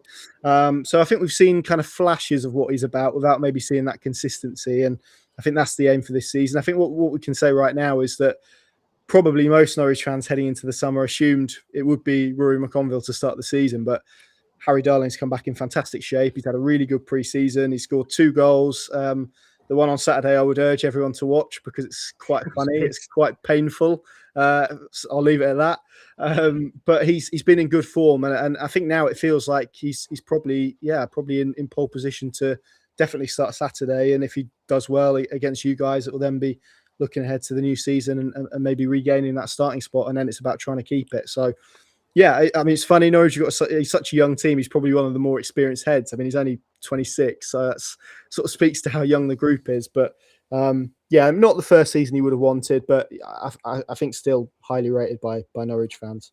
What's your feeling about how Clement's going to approach this game? Yeah, I think he'll go strong. I think it probably is helped a little bit by the schedule because obviously, if this would have taken place last year, it would have been sandwiched between 2 league games for the both clubs, and almost gives managers, head coaches, an excuse to rotate then and change, doesn't it? But we've spoken about it previously. He's a winner. He wants to win games. Norwich are trying to build up momentum and keep that momentum going. So I think this is a game he'll want to win, and for that reason, I think he'll go pretty strong. I mean, Norwich have got some injuries as well, which means it will not be the strongest of strong Norwich teams that they could name if everyone was fit, but I think it'll be pretty close to that if I'm honest. Yeah, I think from an MK Dons perspective, Connor, if you're looking at the weakness and where you can hurt Norwich, where do you think that is for Dons in this game? Could you speak slowly so I can write it down? Yeah, it's a good question. Hotline to Paul Warner, I spoke to Paul Warner this morning. Actually, he's a Norwich fan, isn't he? So it was a good chat. So yeah, some nice bits from him about kind of coming back to Carrow Road. He's looking forward to that. Funny enough, he sort of asked me a similar question. Yeah, I mean, I think told him. Well, can either confirm nor deny. I think if I look at pre-season, there was a little bit of only a very minor red flag, but I think set pieces they looked a little bit susceptible from at times. That's definitely a route, and I think the right side as well. I mean, Jack Stacey's there at the moment, and he's quite an attacking player, but he leaves a lot of space behind him. So MK Dons' left side, there'll be spaces there for MK Dons to exploit on the counter and Mendes territory. Exactly. So I think there will be spaces and opportunities. And midfield is interesting as well because Pelle Mattsson, who was a really key part of actually that second half of the season and playing really well, he had an injection in his hip, so he missed the preseason game last weekend. Feeling is he'll be back, but how fit he is, I don't know. So it may well be a slightly shuffled midfield as well. So I think there'll be spaces and there'll be opportunities. But yeah, I'd say set pieces, and I think the left flank Norwich looked particularly shaky there last week against Osasuna. Well, so I think there's I won't ask you a prediction just yet, but what I get from you, I think there'll be goals. Yeah, feel that way. Yeah. I mean, it's difficult because obviously I think Norwich got a really strong side, and obviously how Clement plays. But if you could pick, I guess, kind of where do you think Norwich are the strongest, and where do you think they could hurt Dons in this game? Yeah, I think it would be attacking positions. I mean, Paris Magoma, someone that you know well, came in January without a pre-season, but I think we saw flashes of what he was about. There's a game against Leicester where he was exceptionally good, just so creative and offers them a really different dynamic. Then you've got Andre Brooks on the right. I think there's some nice signs in pre-season that those two are kind of on the same wavelength, which feels like quite an exciting prospect. You've got someone really technical with pace and combined with someone with pace and with kind of blunt force a little bit in terms of the way that they attack. So probably that attacking right space, if that's a vulnerability going the other way, I think if Norwich can pen MK Dons in and engineer opportunities, that would be more the side to do it, because the left side, they've got Oscar Schwartau, who's a teenager, very good player, but probably going to end up being a number 10. They lost Ali Ahmed, who's a Canadian international. Yeah, I saw that. A really bad knee injury last week. So they're a little bit... the season, isn't it? Yeah, it looks that way. It's not confirmed yet, but I think that's probably likely. So, yeah, I would say probably it's going to be funneled to the right, I would say, in light of that. It wouldn't surprise me if that's how Norwich kind of try to attack and try to unpick MK Dons. And is there anybody you personally fear from MK Dons, or...? Yeah, well, I mean, some of the players you guys were signing last year for League Two was, kind of names that we were familiar with in the Championship. I mean, you mentioned Mendes Lang, obviously Callum Patterson as well as someone we know well. So I know what Paul's teams are like. They're always organised. They're always hard to play. They're always physical. They're always direct. So I think this, if Norwich are off colour and they rotate too much, then I think, as we know with this cup, you're not going to make that mistake again, are you? Well, I was sat in the background while you guys were speaking about what was it, 4-0? I remember that back in a few years ago. So yeah, wrong. That's what cup games are for. Yeah, I think it's going to be a really interesting game. I'm sure those MK Don players will raise their game to try and give their manager an emotional win on Saturday. Well, Warney will probably get him going, won't he? You know, say, "Come on, this is my backyard. I want you." You know, but I mean, I don't know whether you caught the conversation before you came on, but I think if the game starts getting away from us, I don't think we'll chase it. No, and probably you won't either, and probably you won't either if the boot's on the other foot. Yeah, and that's where it's funny, isn't it? I mean, none of us really know. I know there was a time in COVID where the league started with a cup game, but it's pretty rare where that happens. So I don't know. Do you almost treat it as like an additional preseason friendly? But then it's not really, is it? So nobody knows what's going to happen, do they? The way both teams are going to approach it. I would, and again, I'm not in the head of Clement or Warney, but if I was in their position, I'd want to put my strongest 11 and get some rhythm going before the season opener. You want to have a bit of a go. Kind of see what's your best 11 before you get into that game and have an opportunity to just test a few things out. So I can see both squads coming on quite strong and really giving it their all. But that's my view. I mean, I could be wrong, but I would be like you say. I think, Connor, if it was between two games, slightly different. But I think the fact it's a pretext to the opener that may make a difference. Yeah, I mean, I was speaking to Paul this morning. And I think probably twofold really. He's going to name his strongest team, so I think you guys have got a pretty tough start, haven't you, in terms of some of the teams that you're playing. Did he mention what colour our away kit was? So no, he didn't. So we don't know. Do you not? Oh, okay. No. Maybe you'll find out on Saturday. But yeah, he was kind of purple. That's our guess. I could see that. Yeah, he was kind of making the case that those games are tough that you guys have got at the start of your League One campaign, but they're not going to be as tough as Norwich away. So for you guys to go full strength and to show that you can compete in those situations is pretty good. And then I think also from his perspective, you probably want Norwich then to go strong because you want to test yourself against that full team in preparation. And benchmark. I'll be honest, if I'm going to judge Philippe Clement, I think it will be a pretty as strong as Norwich can name, if I'm being honest, because I think A, will want to win the game primarily, but B, leading into obviously the league campaign and West Brom next week.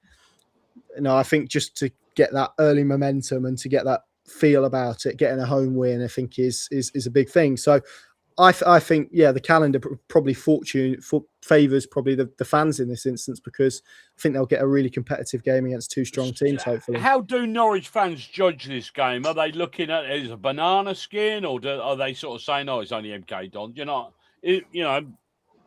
I mean, you've got a bigger insight into MK Dons and the people and the players they've got at their disposal. Are you picking up any vibe from Norwich fans?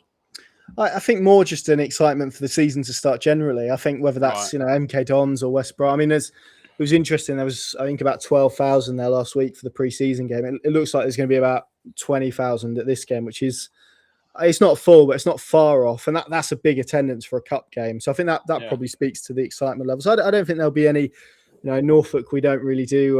We don't really big ourselves up that much. So I think there'll be a humility about it from a fan perspective of kind of what it is. And also I know in Norfolk, saying this to Paul this morning, it's a really weird one because he's never managed or been associated with Norwich, but there's so much respect for him, I think, because of obviously his Norfolk connection. He's quite popular in Norwich, even though he's never managed the club. So I think they know what a Paul Warne team is. They'll know what it will mean to him. And I think people will expect a pretty tough game, all told. Right. And speaking of that, I mean, is there any MK Dons players that have caught your eye, Connor, that you're concerned about for this game?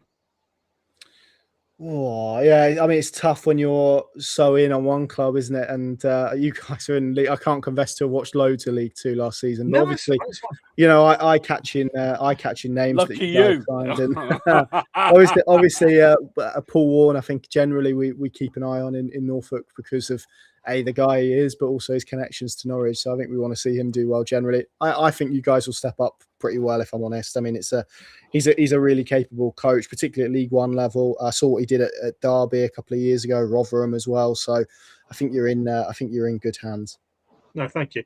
I think, look, going into the match itself, what do you see as the key battle on the pitch? Where do you think this game is going to be won or lost ultimately? Is there a particular sort of angle you've got there or thought? Yeah, midfield for me. I think Norwich again, when they dictate. I mean, Kenny McLean, who's so experienced, 34 years of age, but has got better actually as he's got older. I think last year was probably his best year in a Norwich shirt. If he dictates from deep, if it is Pelle Matson, if not, it'll be Jacob Wright, who's a young guy, very technical, but not the most physical in the world. So if it is Jacob Wright that starts, that physicality could be quite key. If MK Dons really impose themselves in that area of the pitch, I could see them causing Norwich some difficulties. So yeah, I think probably the midfield battle in this one, and probably who gets the edge. Is it, not to kind of say you guys are going to come in and be uber physical, but is it, you guys stamping your authority on it and gaining control that way, or are Norwich going to be able to get hold of the ball in the way they'll want to do at Carrow Road and play and kind of try and open MK Dons up? So I think it could be quite an open game. So I think that element of it could be quite interesting. Can I ask you, Championship? I mean, people look at it and they go Premiership, Championship. There's almost like a set way of playing. You know what I mean? People used to say League Two was a bit oofball. We tried to play a little bit more silky than that by moving it around, a bit more intricate. What do you think the style of the Championship is? I think does that make sense? Yeah, absolutely. I think it's funny because I think it's when you speak to players, particularly those who have signed, maybe even from abroad, they always go, it's really physical, it's really relentless. But actually, I think certainly over the last few years, I think there's been a lot more variety in the league in terms of styles. You get teams for sure that are still in that kind of old model, who they're hard to beat, they're defensive, they're physical, they want to play off set pieces. But also, I think you've got some really interesting tactical stuff going on now. I mean, Middlesbrough, for example, were really super interesting last year in terms of the football that they played under Kim Helborg. Southampton, likewise, with all the caveats that need to be applied to that particular one. Dare I mention it, but even Ipswich under Kieran McKenna were very different last year compared to what they were in their first promotion campaign. So I think you do get a really nice variety style. You get some really good pressing teams, some really attacking teams, but also still those teams, Preston, Sheffield United, often under Chris Wilder, who, build from the back and build up. So I quite like how it's, as they say, styles make fights, don't they? It does feel like every week you face something different. And so I think that probably, not to say it's an influx of foreign coaches, but it does feel like there's just more variation in terms of the way teams play, and that has kind of trickled down a little bit from the Premier League. So particularly this year, you look at some of the teams in it, I think it's going to has the potential to be at least a really, really strong division. Which you've got West Ham in the Championship this year, haven't you? Absolutely, and Wolves. They're going to be looking to come straight back. Who, if rumour is to be believed, may be about to sign Troy Parrott. But West Ham money. Yep, yeah. West Ham. So former Don striker there as well. Another connection. Okay. So look, at this point in the interview, I've got this new section, Cole, that I want to try out with Connor. So we're going to do like it's only a bit of fun, but it's a fun. Connor, I don't know nothing about this. He knows nothing about this. But no, this is me trying to get a snapshot insight. It's a quick fire round, so we'll do a few random questions for a bit of fun. But just to give you some questions, Connor. First one is best Norwich player you've ever seen. Jacob Murphy. Wes Hoolahan. Wes Hoolahan, good shout. Yeah, good shout. Over a 10-year period, he was a magician. Yeah. He was. Yeah, now I feel nervous because we haven't got anyone like that. Favorite away ground? I like Sunderland. Don't like where the away fans are playing. You like Sunderland? As the ground. You like rock climbing. You like the ground rock I like. But yeah, not the away end. If you were to put it all in one, it's got to be Spurs. I don't know if you guys have been to that, but that's a different world. So yeah, not in Norwich's league. So but nearly. Love it. Most underrated Norwich player you've ever seen? Oh, that's a good question. Most underrated. I think I would say Simeon Jackson, who was a striker in the League One Championship campaign. Yeah. Grant Holt got a lot of the plaudits, but he scored some really important goals in that season. Yeah. Aaron Wilbraham, of course, was involved in that. So Albie, yeah. And on the flip side of that coin, the most overrated Norwich player you've ever seen. Most overrated. Was it the Snake? Yeah. We don't mention him anymore. I think I would go beyond him. I think I would go for Robbie Brady for me. He was like a left-sided player. They sold for about 12 million quid, but I never really saw in him, to be honest. Sometimes you see that, don't you? You sign somebody on or sell him, and you think, how can anybody pay that amount of money for him? You know what I mean? You know, are they sniffing glue or something? Yeah. And your favourite chant at Norwich? Don't do that. Chant? Don't sniff glue, people. Right? But please don't do that. Yeah, please don't. What's your favourite football chant at Carrow Road? I've got to go On the Ball City, which is the oldest football song in the world. I think that's what we say here. So, yeah. On the Ball City, yeah. So I like it because it's unique. So it's not one of these that just gets kind of, unplugged in one place and plugged in at the other, and you insert your player in. So yeah, I like the kind of connection to the history that it has. So I'll say that one for its uniqueness and stuff. And if you guys are coming to Carrow Road, you'll probably hear it before the game on Saturday. Fantastic stuff. And yeah, we'll definitely be there. But the other one, which is a random question I'm going to ask everyone this season: VAR, keep it or scrap it? Scrap it. Scrap it. Good man. Good man. Not like it. Come back again anytime, Connor. Well, is it prediction time? It's prediction time, Cole. Hang on a minute. Have you changed your prediction now you've heard what Connor's had to say? Go on. Got me prediction out. There we go. Right, go on, Connor. You go first. I can't come on here and not say that Norwich aren't going to win, can I? So I'll go for a tight 2-1, I think, Norwich. Okay. Yeah. Okay. It's got to be decided on the day, hasn't it? So, I was going to ask this. Does it go straight to penalties? Is it straight to penalties? Yeah, straight to pens. Straight to pens. Okay. Yeah. Unless they change the rules yet again, but well, who knows? What do you reckon? What for hydration breaks? What? Yeah, should they? Maybe we get hydration breaks at Norwich. Who knows? Yeah. Do you know what? It's my heart and my head say two very different things. I would love to see us win this. My head tells me if we walk away with this with a respectable loss, I would still equally be happy. I think Norwich have got a very good squad. I can see Clement playing a very strong team. And again, tactically, as a manager, I know Warney's great, but Clement would frighten most people.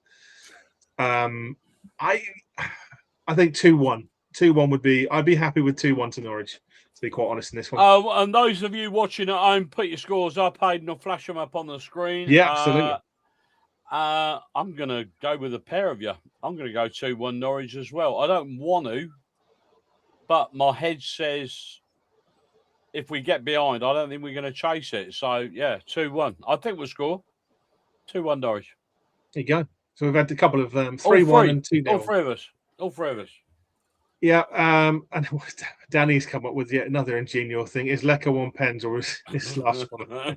Thankfully, he's left the building, Danny, and on to better things, I'm sure. But there we go. But yeah, no, look, I'd love to see us win, but I just think there's too much strength in Norwich. I can't see past the Norwich win ultimately, but it's a great day out, and I'm glad to be going to Norwich. Yeah. Story, right?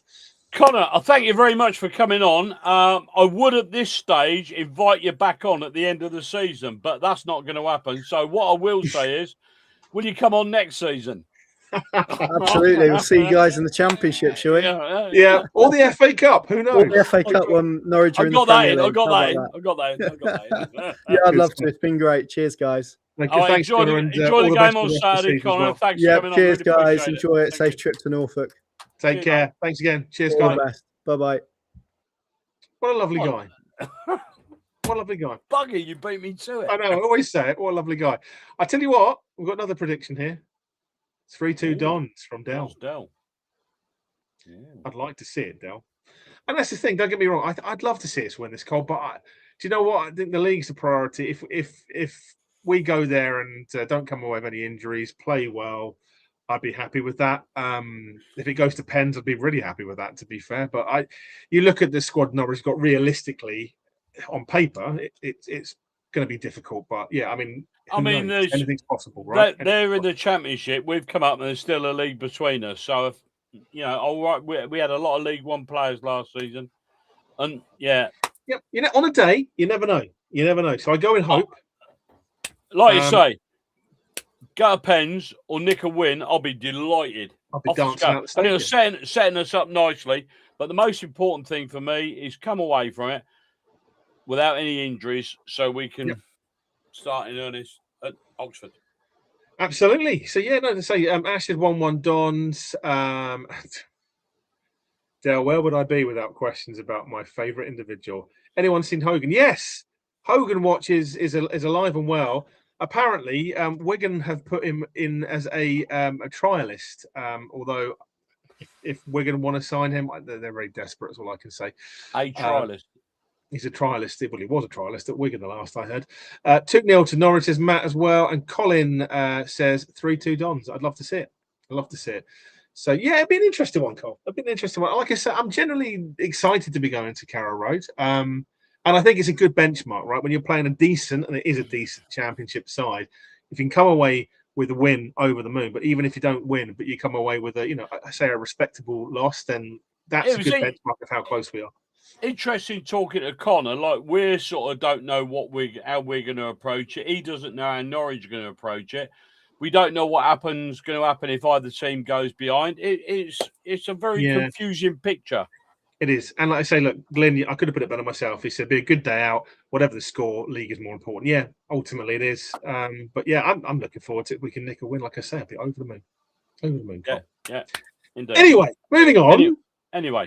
Moving on. So we have talked about Norwich. We've talked about the cup game. And again, keep your score predictions coming in if you want to let us know what your thoughts are on the game. Can I go now? I want to talk about something more Dons related and again, links a little bit to the game, but also for the new season. The Dons new players, Cole. So far, if you were to give a score on your end of year appraisal thus far on the transfer market, what's your feelings on who we signed and who's your favourite player out of that so far? I don't think any really. And again, same question to everyone out there. Let us know your thoughts on the transfer. I don't think any of them have really played and made me think, bloody hell, they're a bit of a upgrade on what we've had or anything like that. I think they've had a very gentle introduction. I thought Hogan would drop down division. I understand how easy to try as a Wigan is beyond me. Yeah, right. No, going back, nobody is really. Yes, they are, Danny. Carry on, Cole. Nobody. I'm so distracted by these bloody comments. We love the comments. Go on, carry on. Nobody is really. I was going to say smothered themselves in any glory, but it's so hard to tell in pre-season, isn't it? It is. You don't know what sort of engine they've got inside them, how fit they are, how matched up. If I was going to say out of all those signings, I mean, you've got Balasa, Good, Nombe, Wintle, Silvera, Cohen, Bramall, to a degree, Brooklyn, Kazunga. Yeah. That's an interesting one. It is, yeah. We've got potentially Kane Wilson is going to be like a new player if he ever comes back. Yeah. But I would think out of all those, I would say the potential to be one of the leading Dons this season is Ryan Wintle. Yeah, I mean, so you said Josh has said that on the comment as well. Sam Nombe for Peter. Yeah. Time. Yeah, Josh just said, I'm delighted with Wintle. I think he'll come good and be an important player for us. Yeah, I think he will. But nobody's really shone at the moment, have they? Nobody's really, out of those new signings, nobody's... Oh, you're going to have to stop these comments. I find them so... I mean, again... carry on. I like them. The only good thing that he could do in Wigan is be a Wigan kebab tester, if you ask me. But no. If you know what a Wigan kebab is. Wintle for me, closely followed by Sam Nombe. Yeah, Charlie Good's passing has been silky smooth. Yeah, I go with you on that one, Danny. And again, Stephen's coming. He said Wintle and Good were players of the season for their former clubs. Yeah, they were. They were. So, I mean, look, if you look at that list, I mean, for me, the one that is not mentioned, and I thought when we played that season and so nearly went up, was Dan Barlaser for Rotherham at that time. I think he could be a very good player. And actually, if him and Wintle click in the middle of the park, that could be frightening. Yeah, it's going to be interesting to see what happens when Gilby comes back. Well, it's not just that. I mean, you look, and people might laugh at me for this, but I actually think this season is probably better suited to someone like Dan Crowley. So Dan Crowley. Well, we know very well what happened to Liam Kelly. First season, he was a bit poor. second season. Look what happened. And then last season. Bloody hell. But I actually think, I mean, is this Crowley season now? It's an opportunity. I think he's got time on the ball, and it's more suited to his game in League One, 100%. Now, whether he's still here at the beginning of the season is a different question, Cole. But yeah, I mean, it's that formation. You look at that midfield. You know, you've got Wintle, you've got Barlash, you've got Kelly, you've got Gilby, you've got Crowley. You know, the list goes on. That it's not just about the players you brought in; it's the depth we already had there. And there are going to be players that are going to be noses out of joint. That's the reality of it here. It's nice to see that if we do get a player injured or suspended or anything like that, we've got someone of good quality to come on and keep the job going. Yeah, I mean, let's not forget like Silvera recently. He, you know, another good signing from, I know, his release from Borough, which a lot of Borough fans were very surprised about. Yeah, that was a strange one, wasn't it? Yeah, absolutely. I saw we got another comment, funny enough, on that point. Jamie said solid rather than spectacular signings for him. Silvera could be the best of luck. Yeah, he could be. He could be, and that's the thing. That move was made with very minimum fuss, wasn't it? It was almost like it was free. Sam Silvera. Yes, I think the ones that concern the bit, you know, when we talk about business so far, we talked about good, bad, indifferent, and obviously, you know, we just got there solid rather than spectacular. I think for me, business has been good. I wouldn't say it's spectacular yet. My only concern, and it's a lingering concern, I'd like a few, obviously, more players up front, as I've mentioned to you, but is the goalkeeping position. Now, Craig Mack is great, Cole, but if he gets injured, I'm frightened at the moment. I'll be honest. Well, we haven't got anybody, have we? No disrespect to Seb Stacey. Who's supposed to be going out on loan. We need someone in, and we need someone in soon. There are some good players out there on a free. There's some few players that we've been interested in that department as well. I'm not going to say too much because there's some still in the building. We'll leave it there. But two particularly good championship/League One level goalkeepers that were in discussion. So if that does come off, I think it would be great competition for Craig. Yeah. But we'll have to wait and see. Danny said it's weird that with the possible purple away kit being released soon, that we've not got the squad numbers yet. No, they should be out this week. Very mysterious. Well, they'll have to be, won't they, for Saturday? We'd hope so, but again, if they're not, you never know. They might just play with no names. I agree with what Josh has just written there. I think this could be Crowley. I think so, Josh. Just like Kelly, I think this could be Crowley's season. I do, and I think he could. You know, let's also not forget, and a special mention as well, is to Hepburn Murphy. He scored a few goals in pre-season. We're going to come on to that in a minute. He's impressed me a little bit. Now, if he can keep that level of return up, all the better. But yeah, I mean, there's a few options: Crowley, Hepburn Murphy as well. That you saw the last game, didn't you? Yes. Yeah. Collins. I mean, yeah, not. It's an enigma to me, Cole. It's an enigma to me. Who knows? I mean, it's a long season, right? It's a long season, and there's a few players this pre-season that maybe not been at their best, but again, it's all the argument you'll get is about fitness. I get that, people playing and rotating different positions, trying out different things, but Aaron Collins for me is someone who I think needs to start returning on the investment, because last season I didn't think he was as good as he could have been. Fell short. Definitely. Not to say he's not a good player. I think he's a good player. There's a good player there, but we need to see a bit more, particularly in League One. This is probably more suited to him, to be fair. I would hope to see a bit more from him this season. If not, going back to the Dan Crowley, as Josh said, I think he or Hepburn Murphy could really make an impact. Based on that question on the screen, no, we don't really have any precise information. We know they're in talks with a couple of people. I do. There's two. But we wouldn't be surprised if we get an academy player from a big Premiership club. You say that. The one that you hear on all the forums and constantly keeps going on and on about like a broken record is Jamie coming back. I can't see him leaving Oxford. No, I can't see it. And also, they're under an embargo, so they would be very hard pressed. At the moment, so I can't see it. As much as everyone would like to see it, I can't see it. Yeah, that's a no go because they're under an embargo. Yeah, at the moment. So I think it's going to be a Premiership Academy player.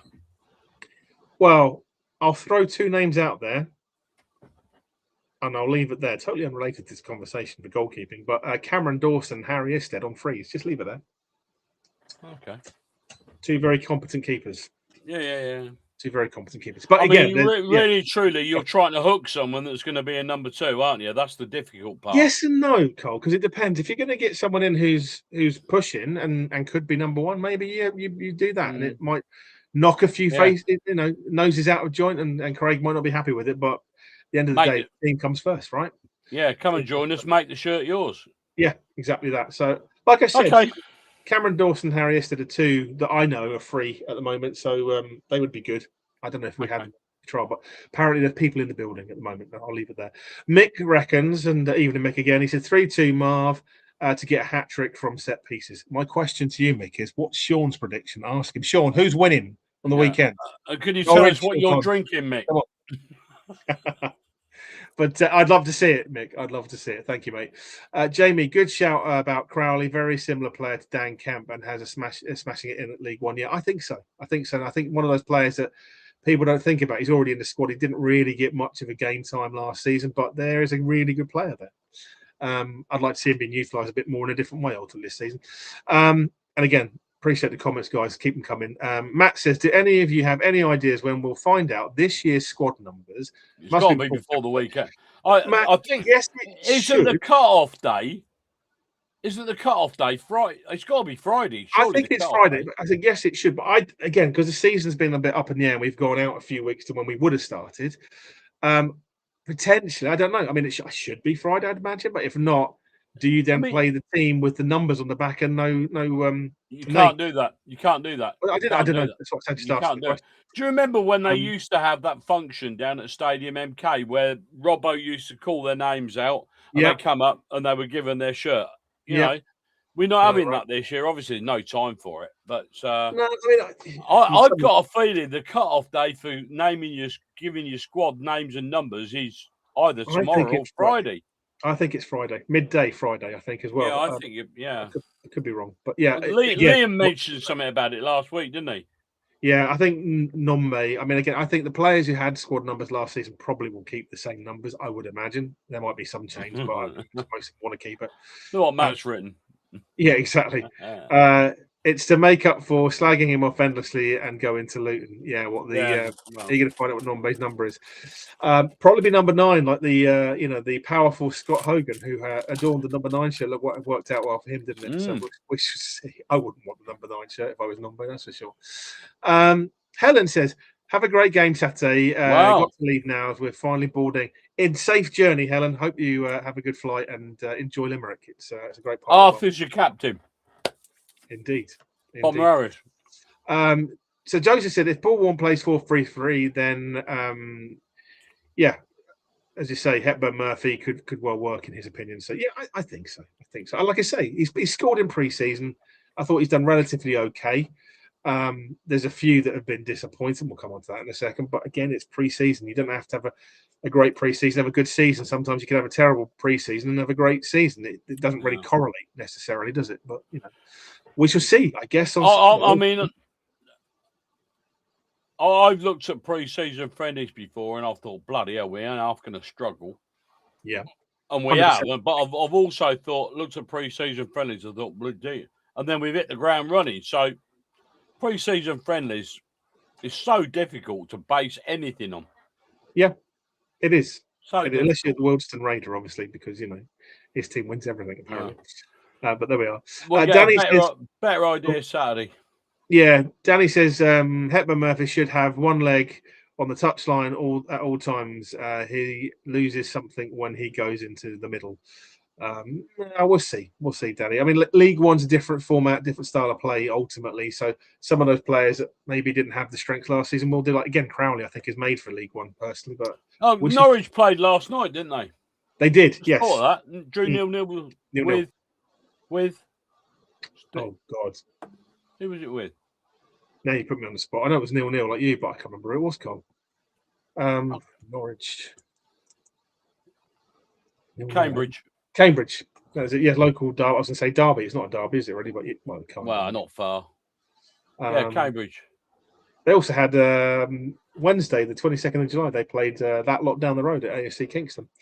That was also, 0-0. 0-0. There you go. Right, okay. So far. So whether that's a pretext for what's coming up, I don't know, but it will be interesting, Cole. That's for sure. Right. But yeah, any news on the shirt sponsor? No, we've already mentioned Peter a little earlier. Yeah, there is discussions ongoing inside the club with about 3, I think, from the last. Could be 4 weeks, could be 4 months.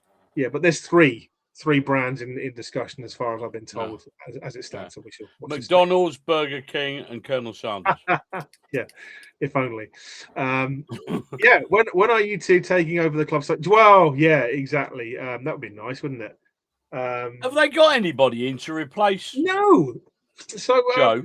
Joe's left, obviously. Yeah, but that was a bit funny, wasn't it? Well, or am I reading into something into nothing? I'm not going to comment on it because it's unfair to. But I did see Joe's LinkedIn. He was say open for work and immensely proud of his work. So who knows what's gone on there? Whether he's asked to move on, whether that's a mutual. So we can't really say anything in case. Can't really say because I wouldn't want to get the wrong end of the stick, and it would be unfair on both parties. Okay. But I would say, Joe, thank you for all your efforts over the last few seasons. We appreciate it, and generally wish you the best, mate, moving forward. As well, and we knew him back in his hard days when we were on the DSA, if you remember, Cole. I like Joe. He's a nice guy. Yeah. Who knows? But going back to the club social thing, I say, hey, we're here. We'll just leave it there. Josh said, who have you been most impressed with over the pre-season? I only managed to watch the Istra game, and no one really stuck out for him. So, I mean, Cole, what about for you? Well, that's what I said. That's what I said. Basically, I don't think anybody is really hit the ground running yet. But it's so difficult to assess on a friendly game, And they, the Istra the game in Croatia, they went through an intensive training period and then went into a game. The game was probably a lot more easier than the bloody training. So ironic with these things, right? We're gonna have a better idea this Saturday, and probably an even better idea the Saturday after. To find out where we are in the scheme of things. Yeah, I mean the Cheltenham Town game was quite positive. I watched that. I thought most of the players who were actually on the pitch that day were pretty decent. But I mean, for me overall, Josh, you're asking me. I think Hepburn Murphy's impressed me so far in pre-season. But again, it's probably a low bar from last season, but banging a few in. Yes, it's only pre-season, but there's a little bit of consistency there. I'd like to see him get an opportunity to show what he can do this season, because with his pace, if he can get the end product as well, could be quite frightening. Get that bit nailed down. For me, he never quite got it right last season. He showed flashes. He showed some brilliant flashes, but one of them, I remember that one-on-one he had at Stadium MK. I can't remember who it was against. But he just didn't seem to know what to do with it, did he? No. I don't know whether you remember that. Then in the end, he took too many touches and completely screwed it up. So he did. No, he did. So like I say, there's a few that I thought would have done well, Josh. And honestly, again, I thought Pato, Collins, etc. I mean, Collins obviously had some injury issues as well. To be fair to him, but yeah, it's I don't know. Like pre-season's pretty much done now. What it is done, and we haven't got a second keeper. I would have liked to have seen a backup keeper involved to see what ability. So anyone that's coming in now is going to be up against it. Which will be interesting, that's for sure. Danny is talking about yesterday's game, I believe, with York, or was it the day before? Did you see Scott Lindsay has got 100% record at York? I see his fans are only calling for him to go. Do you know what? Look, you and I know that Scott Lindsay... What an arse Scott Lindsay was. Yeah, I've been polite about it, but yeah, to your point. But I will defend him on this point, is... York, really, it's their chairman is a bit of an absolute dipstick letting go of the manager who got him promoted. God alone knows why he's done that. Not Scott's fault. Scott's come into a job. He's been asked to do it. He's taken it over. Yeah, and he's getting grief. I mean, if you're going to direct grief at anyone as a York fan, he should be directing it at the bloody board for making such a stupid decision. Why would you get rid of the manager in one of their most memorable seasons they've ever had? With the points total they had, and then get rid of him in the summer. Mental. I think what's it they call it, a personality clash, Cole? I think is the polite way of putting it. Probably. Yeah. There'll be another one on the horizon with Scott Lindsay being there. Well, indeed, but I mean, I don't think it was quite fair on Scott saying he gets sacked in the morning. I mean, his first game, he's taken over. It's not under his control. He's just gone and taken the job as any manager would do. I'm not defending the guy in terms of his record when he was with us, but. if you're going to direct anger at anyone, direct it at the chairman. It doesn't really. You wouldn't want to be 3 games into the season and have no points, would you? No, and I don't think he's the right decision for hit that club at all. I think he's probably better at National League and starting again and seeing where he goes from there. But like I say, he's there now, and like any club, I don't wish the guy ill. I wish him the best. And the irony of losing 2-0 to Crawley. Yeah, Alan says, "Did you enjoy the result in Scott Lindsay's first game of York?" Yeah, I mean, there's a wry smile from my side, Alan. But at the same time, like I just said a minute ago, I wish all managers all the best. I don't wish anyone ill. It would be unfair to. I didn't like him when he was with us towards the end. I thought the guy was incredibly arrogant, but it is what it is, right? We're on bigger and better things. And I generally have to say, I wish York well this season, with or without Scott Lindsay. I hope they stay up. It's been a long time coming back to the league, and best of luck to them. Danny says, I think everyone has played at 70% in pre-season. No one wants to pick up a knock like Gilbert. No, I go with Gilbert. I think there's a lot of that. Like I said, this Saturday will be the telling point.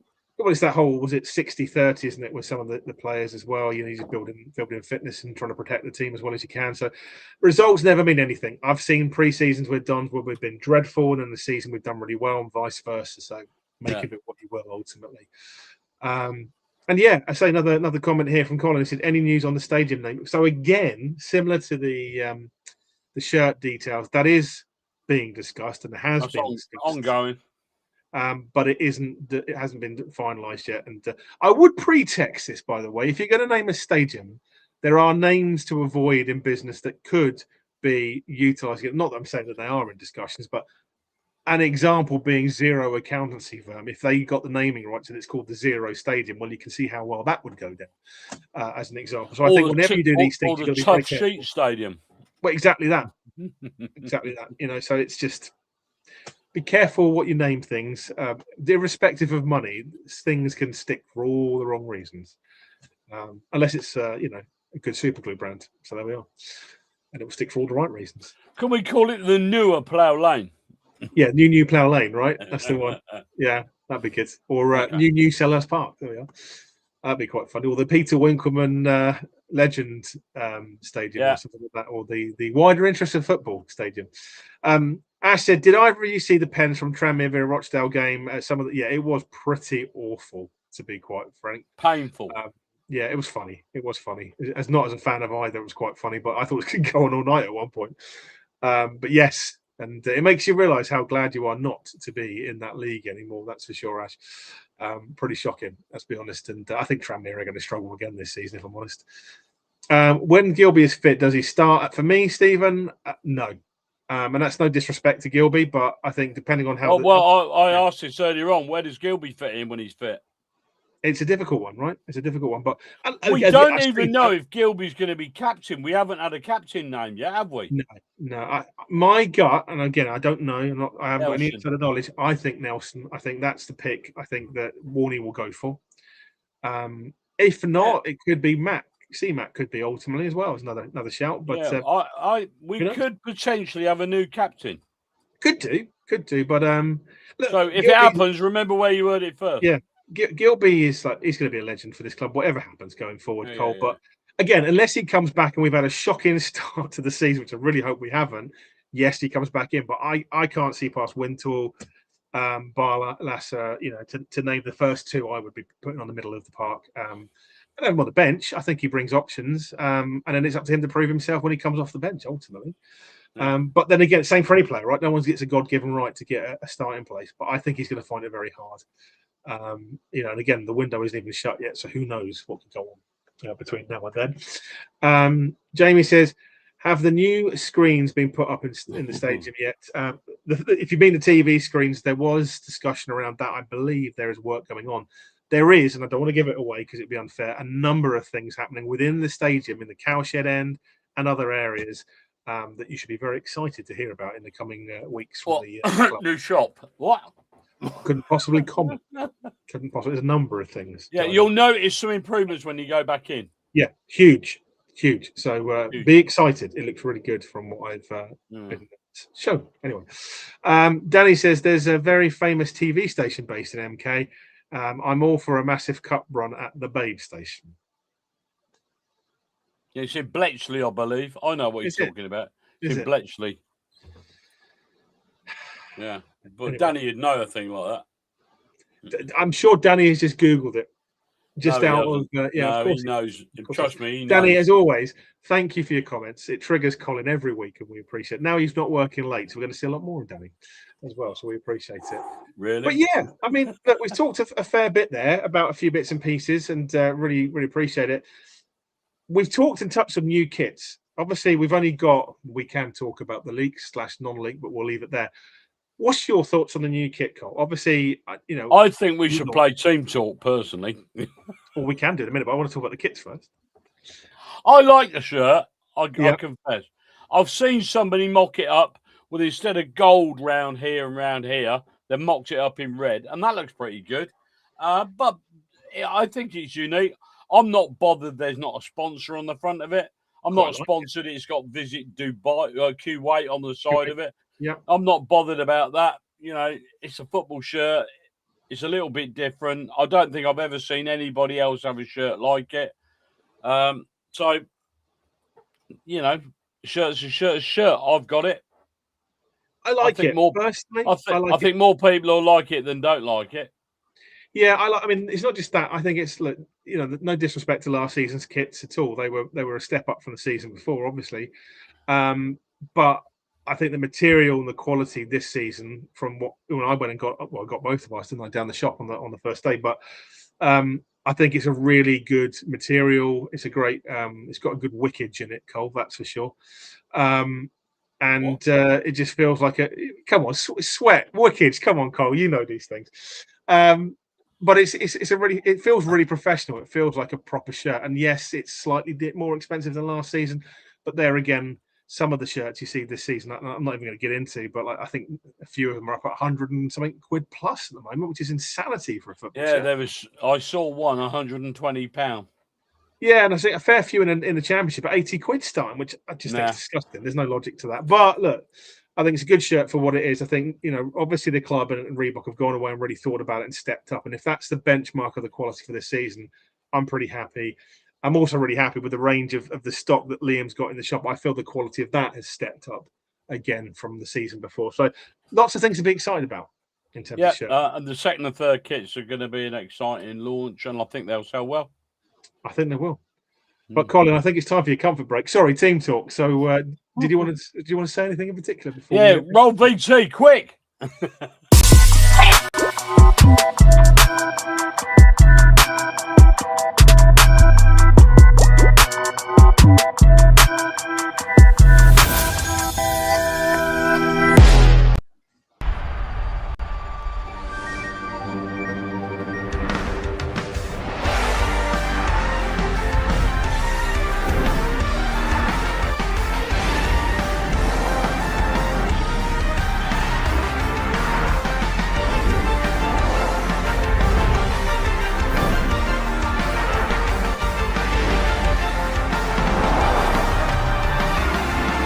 Welcome back to Team Talk with me and Callum. It's a brand new, improved show this season with a couple of exciting new features. We'll be taking a look at players and managers who've represented both clubs, reviewing our predicted lineup, making our score predictions, and welcoming the newest additions to the squad. So without further ado, let's get the show started. Let's all welcome our new additions to our football club.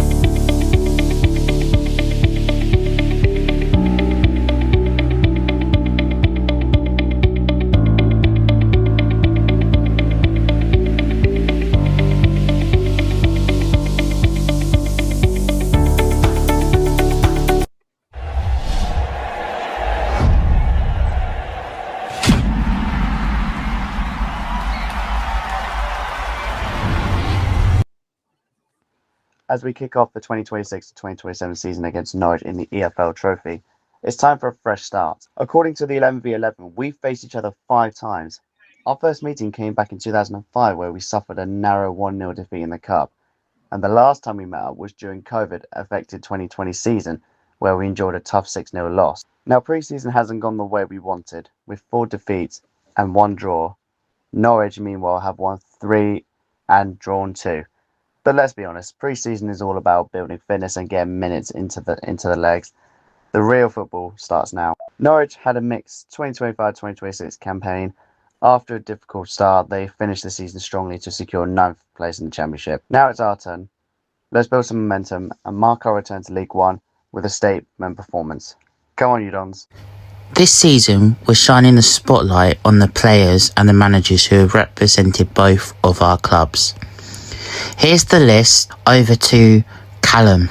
When he came to MK Dons, he joined as a player in 2019 and became manager from 2019 to 2021. Russell Martin was with Norwich City from 2009 to 2018. Bradley Johnson with MK Dons from 2022 to 2023. Bradley Johnson was also with Norwich City from 2011 to 2015. Was with MK Dons on loan in 2008 before making the move to permanent in 2009, and then he stayed until 2014. He was originally with Norwich City as well from 2006 to also 2009. Liam Manning was with MK Dons in 2021 to 2022.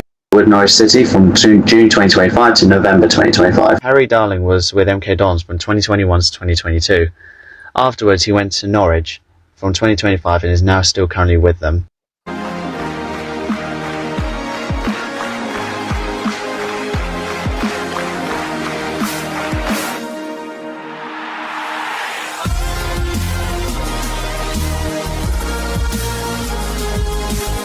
Here's our starting 11 for the Carabao Cup game against Norwich. Callum will be reading out the team, so without further ado, Callum. So the Dons players are Craig McGilvery, Cohen Bramall, Marvin Ekpiteta, Charlie Good, Curtis Nelson, Gathing Jones, Ben Wiles, and Ryan Wintle. Sam Ballister, Callum Patterson, Sam Noam. Now the formation is our usual 5-3-2. We predicted at this moment as not seeing much signs that we'll be doing any other formation, but so my goal score prediction for Norwich City, I think we will win 1-0, and I think we're going to lose this game 1-0. Callum Patterson will be the goal scorer. So thank you for listening to the new and improved team talk with me and Ryan. We hope you enjoyed it. We'd love to hear your feedback, so please leave a comment in the comment section. We'll both be reading them. Now back to the one and only Aidan and Colin.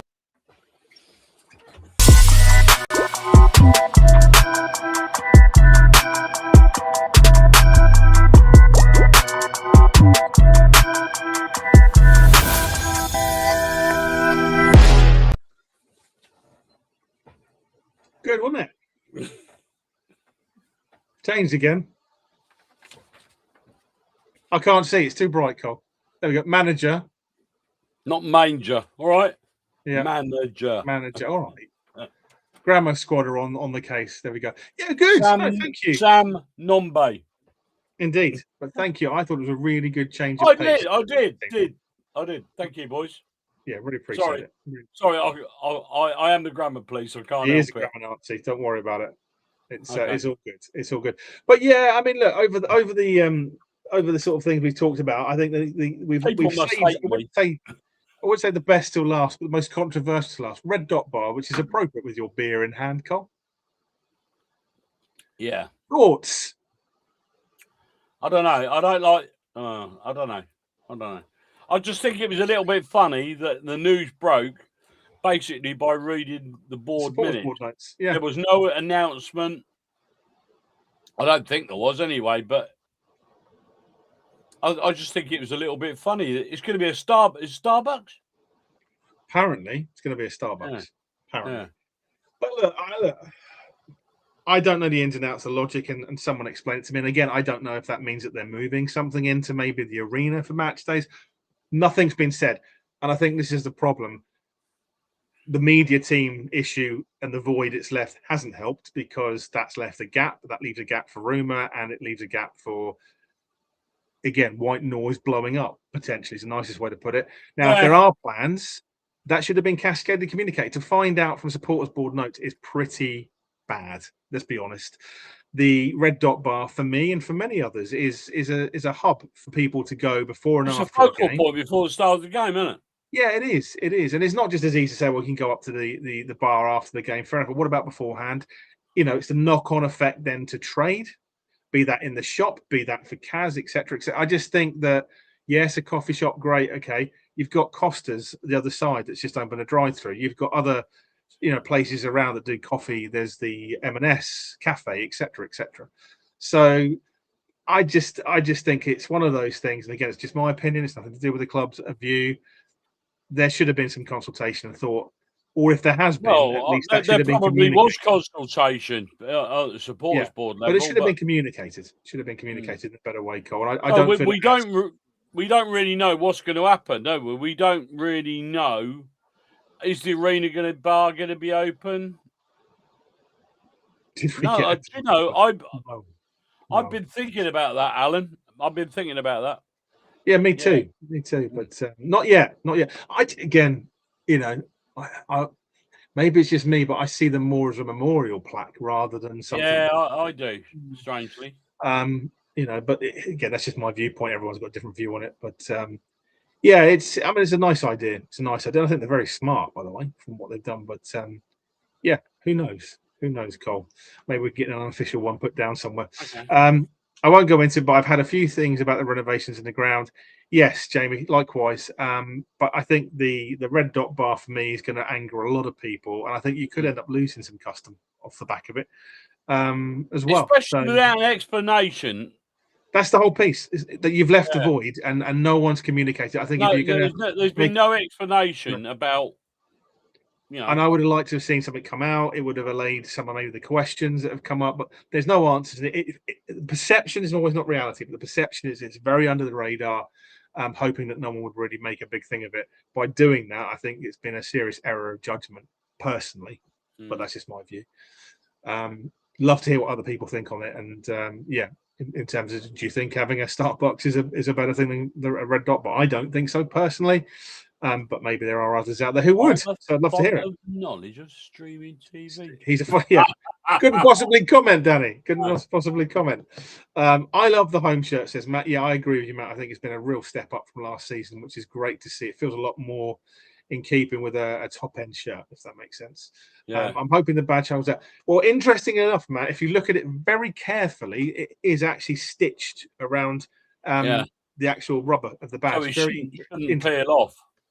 Yeah, but that was part of the reason. It was because of the intricacies of that. And the Reebok, it has been embroidered this season, if you look, rather than printed on. There's only us and I think Charlton who've got Reebok this year. Yes, I think so. In the UK, at least. There's others around the world. And at the World Cup as well. Yeah, so we shall see. I think it's us and Charlton. I think it's Charlton. I might be wrong, but I think it's Charlton. Still have them, I'm pretty sure. Stephen says, waiting for the away kits before signing. Which one to get? The problem is, Stephen, that's a double-edged sword. You'll see them and love all of them, and then suddenly realise that bankruptcy is looming very quickly, like me. Yeah. With things we know. But, they are going to be very nice. That's all I will say. You have to wait and see as it comes out. Josh says, Fulham kit, 150 quid. I believe that is outrageous, Josh. I mean, I know. How can they justify that? How can they justify that? Ridiculous. Well, it won't sell, surely, unless you're a real mug, I guess. But there we are. I wouldn't pay that for a football shirt. Babe Station is not in Bletchley. It's now moved to Crown Hill Industrial Estate. I deliver there, apparently, says Glenn. So there we are. What a topic of conversation that has been lighted. I suppose the question is, what does he deliver to Babe Station? I don't know if he delivers there. To be fair, Glenn didn't state that. He was saying he lives in that vicinity. So there we are.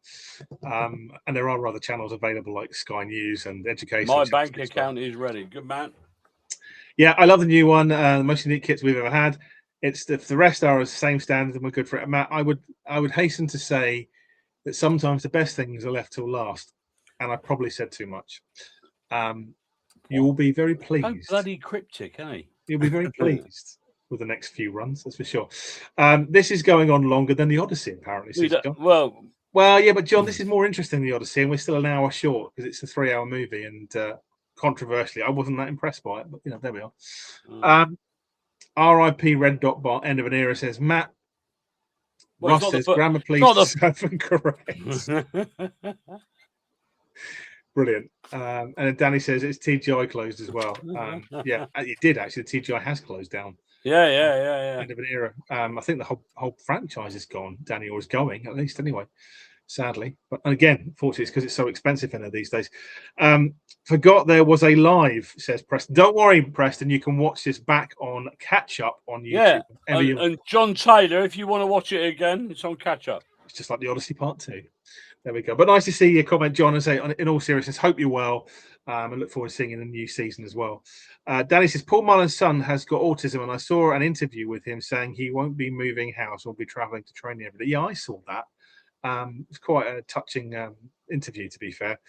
But yeah, it's a really valid point, to be fair, and something. Again, Paul Mullen's a really nice guy, certainly from what I've seen anyway on the socials over the years. Jamie says, I understand why they've done a coffee shop, and it's more on theme with the hotel, and it has multiple bars. I mean, there was talk at some stage that they were going to stick a fan zone outside Gate 7, wasn't there? There was that talk. Yeah, I mean, there's lots of, and this is the point. I think to Jamie's point and to your point, Cole, is there may be plans afoot that mitigate us having. We don't know. Nobody's said anything. No one's communicated it. No. That's the question that's caused. So if you're watching at MK Dons, please communicate. Clarify. Let us know. Clarify. Let fans know. Don't let people speculate like me and Aidan. Or others, for that matter. But yeah, I mean, on the face of it, doesn't look great. I have heard a new bar in the old shop. Oh, on the corner. I know. Yeah, in between 6 and 7. We have to wait and see, Don. There's a bar there. There's a bar there already, isn't there? Yeah, but that's for internal venues only, not for external. Yeah, I know. Well, let's see. Let's see. I mean, hopefully, as I say, Don, if there is alternatives around, great. But again, the club should have been front and center communicating this. It would have stopped a lot of the white noise that's been happening on the socials. Matt says, income generated every day having a Starbucks. Yeah, and also an income tax dodger. They're the worst taxpayers in the country, but we'll leave it there. I won't be using it, that's for sure. I'd rather walk to Costa's, to be quite honest. It's a British company. I've just had a message. Can you wind the show up? Was that why? John Taylor, right. Thanks, John. Appreciate it. Sid says, late to the party, legends, score predictions for the weekend. We've already gone through this, Sid, but we're just for you, tell you, Colin and I both think 2-1 to Norwich, but a hard-fought game on both sides. I'd like to see us win it. I generally would, but I think that their quality under Clement will be a hard ask. And again, if we walk away with a respectable... Yeah, it depends how seriously either team takes the game, really, but, you know... Going to be, it'll be a close one, I think. Either way. I'm not going to get upset if we lose, as long as we don't get absolutely slaughtered. No, listen, Norwich at home is going to be lots of toilet rolls, blue rolls, gloves, cleaning products. Right, okay. Cheers, Clint. We appreciate the feedback. That's what he's delivering. There we go. Jamie says, it's only us and Charlton with Reebok. Both clubs managed to escape the conditions we had with Castor to try and keep things light-hearted. Yeah, indeed. Yeah. And yet, weirdly, Jamie, when you look at some of the Castor clobber for Burnley, a few other Scottish teams, and actually the rugby is where they really excel. It's a really good clobber, and it just then sits there, and I just scratch my head thinking, why wasn't it for us? You know, it's mad. Well, we were down the bottom of the pecking order, weren't we? I know, but as I say, like Harlequins, one of my teams, and even Leinster, my Irish rugby team, both for Castor, and the quality of the kit's brilliant. So it just makes you think, what's going on? 4 teams, that bloke, suppose. That bloke. Rugby. 4 teams. Rugby. 4 teams. 1, 2, 3, 4. This week. 6 in total. I'm guessing Friday. Yep. Yeah. Friday before midday, hopefully, Preston, before midday. They'll have to be out by Saturday. Well, if not, I mean, there must be some extension or something for the whole EFL. If that's the case, I can't see why they wouldn't do it, but we'll see. Maybe it's because there's a few last-minute additions that are coming through the door. Nudge, nudge. Leave it there. Easy. Let's all chip in and open a chicken wings and beer sports bar in the new TGI unit. That's not a bad shout, to be fair. I like it. It's quite fun. Yeah, wouldn't it be nice to have a fan-run sports bar somewhere on the premises? But I bet the ground rent's an absolute killer. That's probably the issue there. Danny says, I'm a gentleman of a certain age and 2 coffees and I need a newspaper and 20 minutes me time. Yeah, well, that's fine. I mean, you need a 20-minute kip. When you get old in the back of the car, obviously, Danny, that's why you'd need 20 minutes. I can't believe you read that out. Aidan has more. Definitely don't, I'm afraid, mate. But there we go. All good stuff. Don says, "Hope there is a bar. Don't want to go to back to Spurs." No, and that's the thing, right? In all seriousness, you're going to drive people away from the footprint of stadium. People? I thought that the whole idea was get people down there early. Exactly that. So we'll see. We'll see. Like, again, I keep an open mind until I hear differently. But I would really hope they thought about it and there's something for everyone. Anyway, are we back next week? We're always back every week, Cole. Until the season's done again. Maybe playoffs, maybe more. Who knows? So we've got a few more comments before we finish up anyway. But I'd love Don's to have an Umbro kit one day. Ironically, Pete, what you probably don't realise is Umbro have been acquired by Castor, and it's a brand that they use within their own brand in the UK. Oh God, really? So you really don't want an Umbro. It's not what it used to be, that's for sure. But I understand why you think that. I've heard people say Jamie coming, but I don't see that happening with Oxford. No, it's not likely to happen. I can't see that happening. No. Now we said that, it's probably a bang-on cert. So there we go. And they're under an embargo, you say. I must say the Castor shop. Did it? It did, yeah. Interestingly, Jamie, when you talk about Don's footprint in the town, that is something that the club is looking into. Whether that happens this season, who knows? But I'd love to see it again, to be honest. But there we are. And one last question from Josh. Save the best till last. Where will we finish in the league this season? What a good question. And also, anyone watching, let us know, what's your thoughts? I'm going to tell you what I think, and you can laugh at me, Cole. I think we're going to get promoted automatically this season. And I'll leave it there. Top 2. Okay. Because my logic, and there's no logic to this, I think we've got a good squad. I think we'll add to it. I think the teams that people are calling big teams aren't as good as people think they are. And also we've got Paul Warne, and Paul Warne was second when he went up with Rotherham, and I think we'll end up second and go up with Paul Warne. Right. As you know, I normally have a bet pre-season. I haven't had one this year. They're 20-1. They're 20-1. They are. Although I got 16-1 for first or second. Okay. I really don't know. We're going to be top half. I'm going to go playoffs. Anything above that. Yeah, I'm with Don. I'm going to go doubling Don. It said he reckons playoffs. We got some more exact ones. Preston says 5th. Pete thinks 3rd. Hopefully not heartbreak 3rd, as we did last time with Liam Manning, that's for sure. Top 6 for Ash. So again, playoffs. We're going to upset a lot of people, because have you seen some of these EFL League One predictions? And how many have got us in the bottom half? You can't do a table based on the fact that you don't like a team. It doesn't work that way. If it was the case, then AFC Kingston would have been out of business long ago. If I didn't say about it. Jamie says, I reckon I'll be wearing this season promotion shirt to a game next season. I hope so, my friend. I hope so. And I think we've got one more comment down there. Sorry, there's quite a few more popped up. Oh, crikey. Keynes, John Taylor's sharpening. Keep it going for the 3 hours. He said, "Well, John, no, I'm joking." Kane said, "Realistically, we'll be in the playoffs, but I'm going to be into." Yeah, exactly. I think we'll go up personally, automatically, but a lot of predictions around the playoffs. Mick says, "Hard to predict until the season starts in Jan window. Loads of unknowns." There is, Mick, but. Put yourself off the fence and get in splinters and tell us, what do you think? I like to have a bet before they kick off, but I don't know. I'll tell you what I am going to back. Tell you what I'm going to back. Going backwards. Yeah. That way. I don't know. I'm going to back Grimsby to win League 2. It's not a bad shout. Yeah. It's not a bad shout. When I get a decent price on that, we'll have a look at that. Yeah, absolutely. Yeah, let us know. Stephen says, top 6, great show as always. Good night, legends. Thank you, Stephen, and appreciate everyone watching you could sell. Preston says, Leicester are overrated. I couldn't agree more. Oxford won't do anything, no, because we're under transfer embargo. Luton have an experienced manager. Yeah, I think they'll be there or thereabouts, but I don't think they're going to run away with it. Wednesday, the only big team I can see. They are on paper, but I mean, their squad doesn't excite me. I'll be honest with you. Ugbo is dreadful. Why he's still in the squad? But, there we are. 5th or 6th, Mick. Thank you for that. I appreciate that. He thinks playoffs.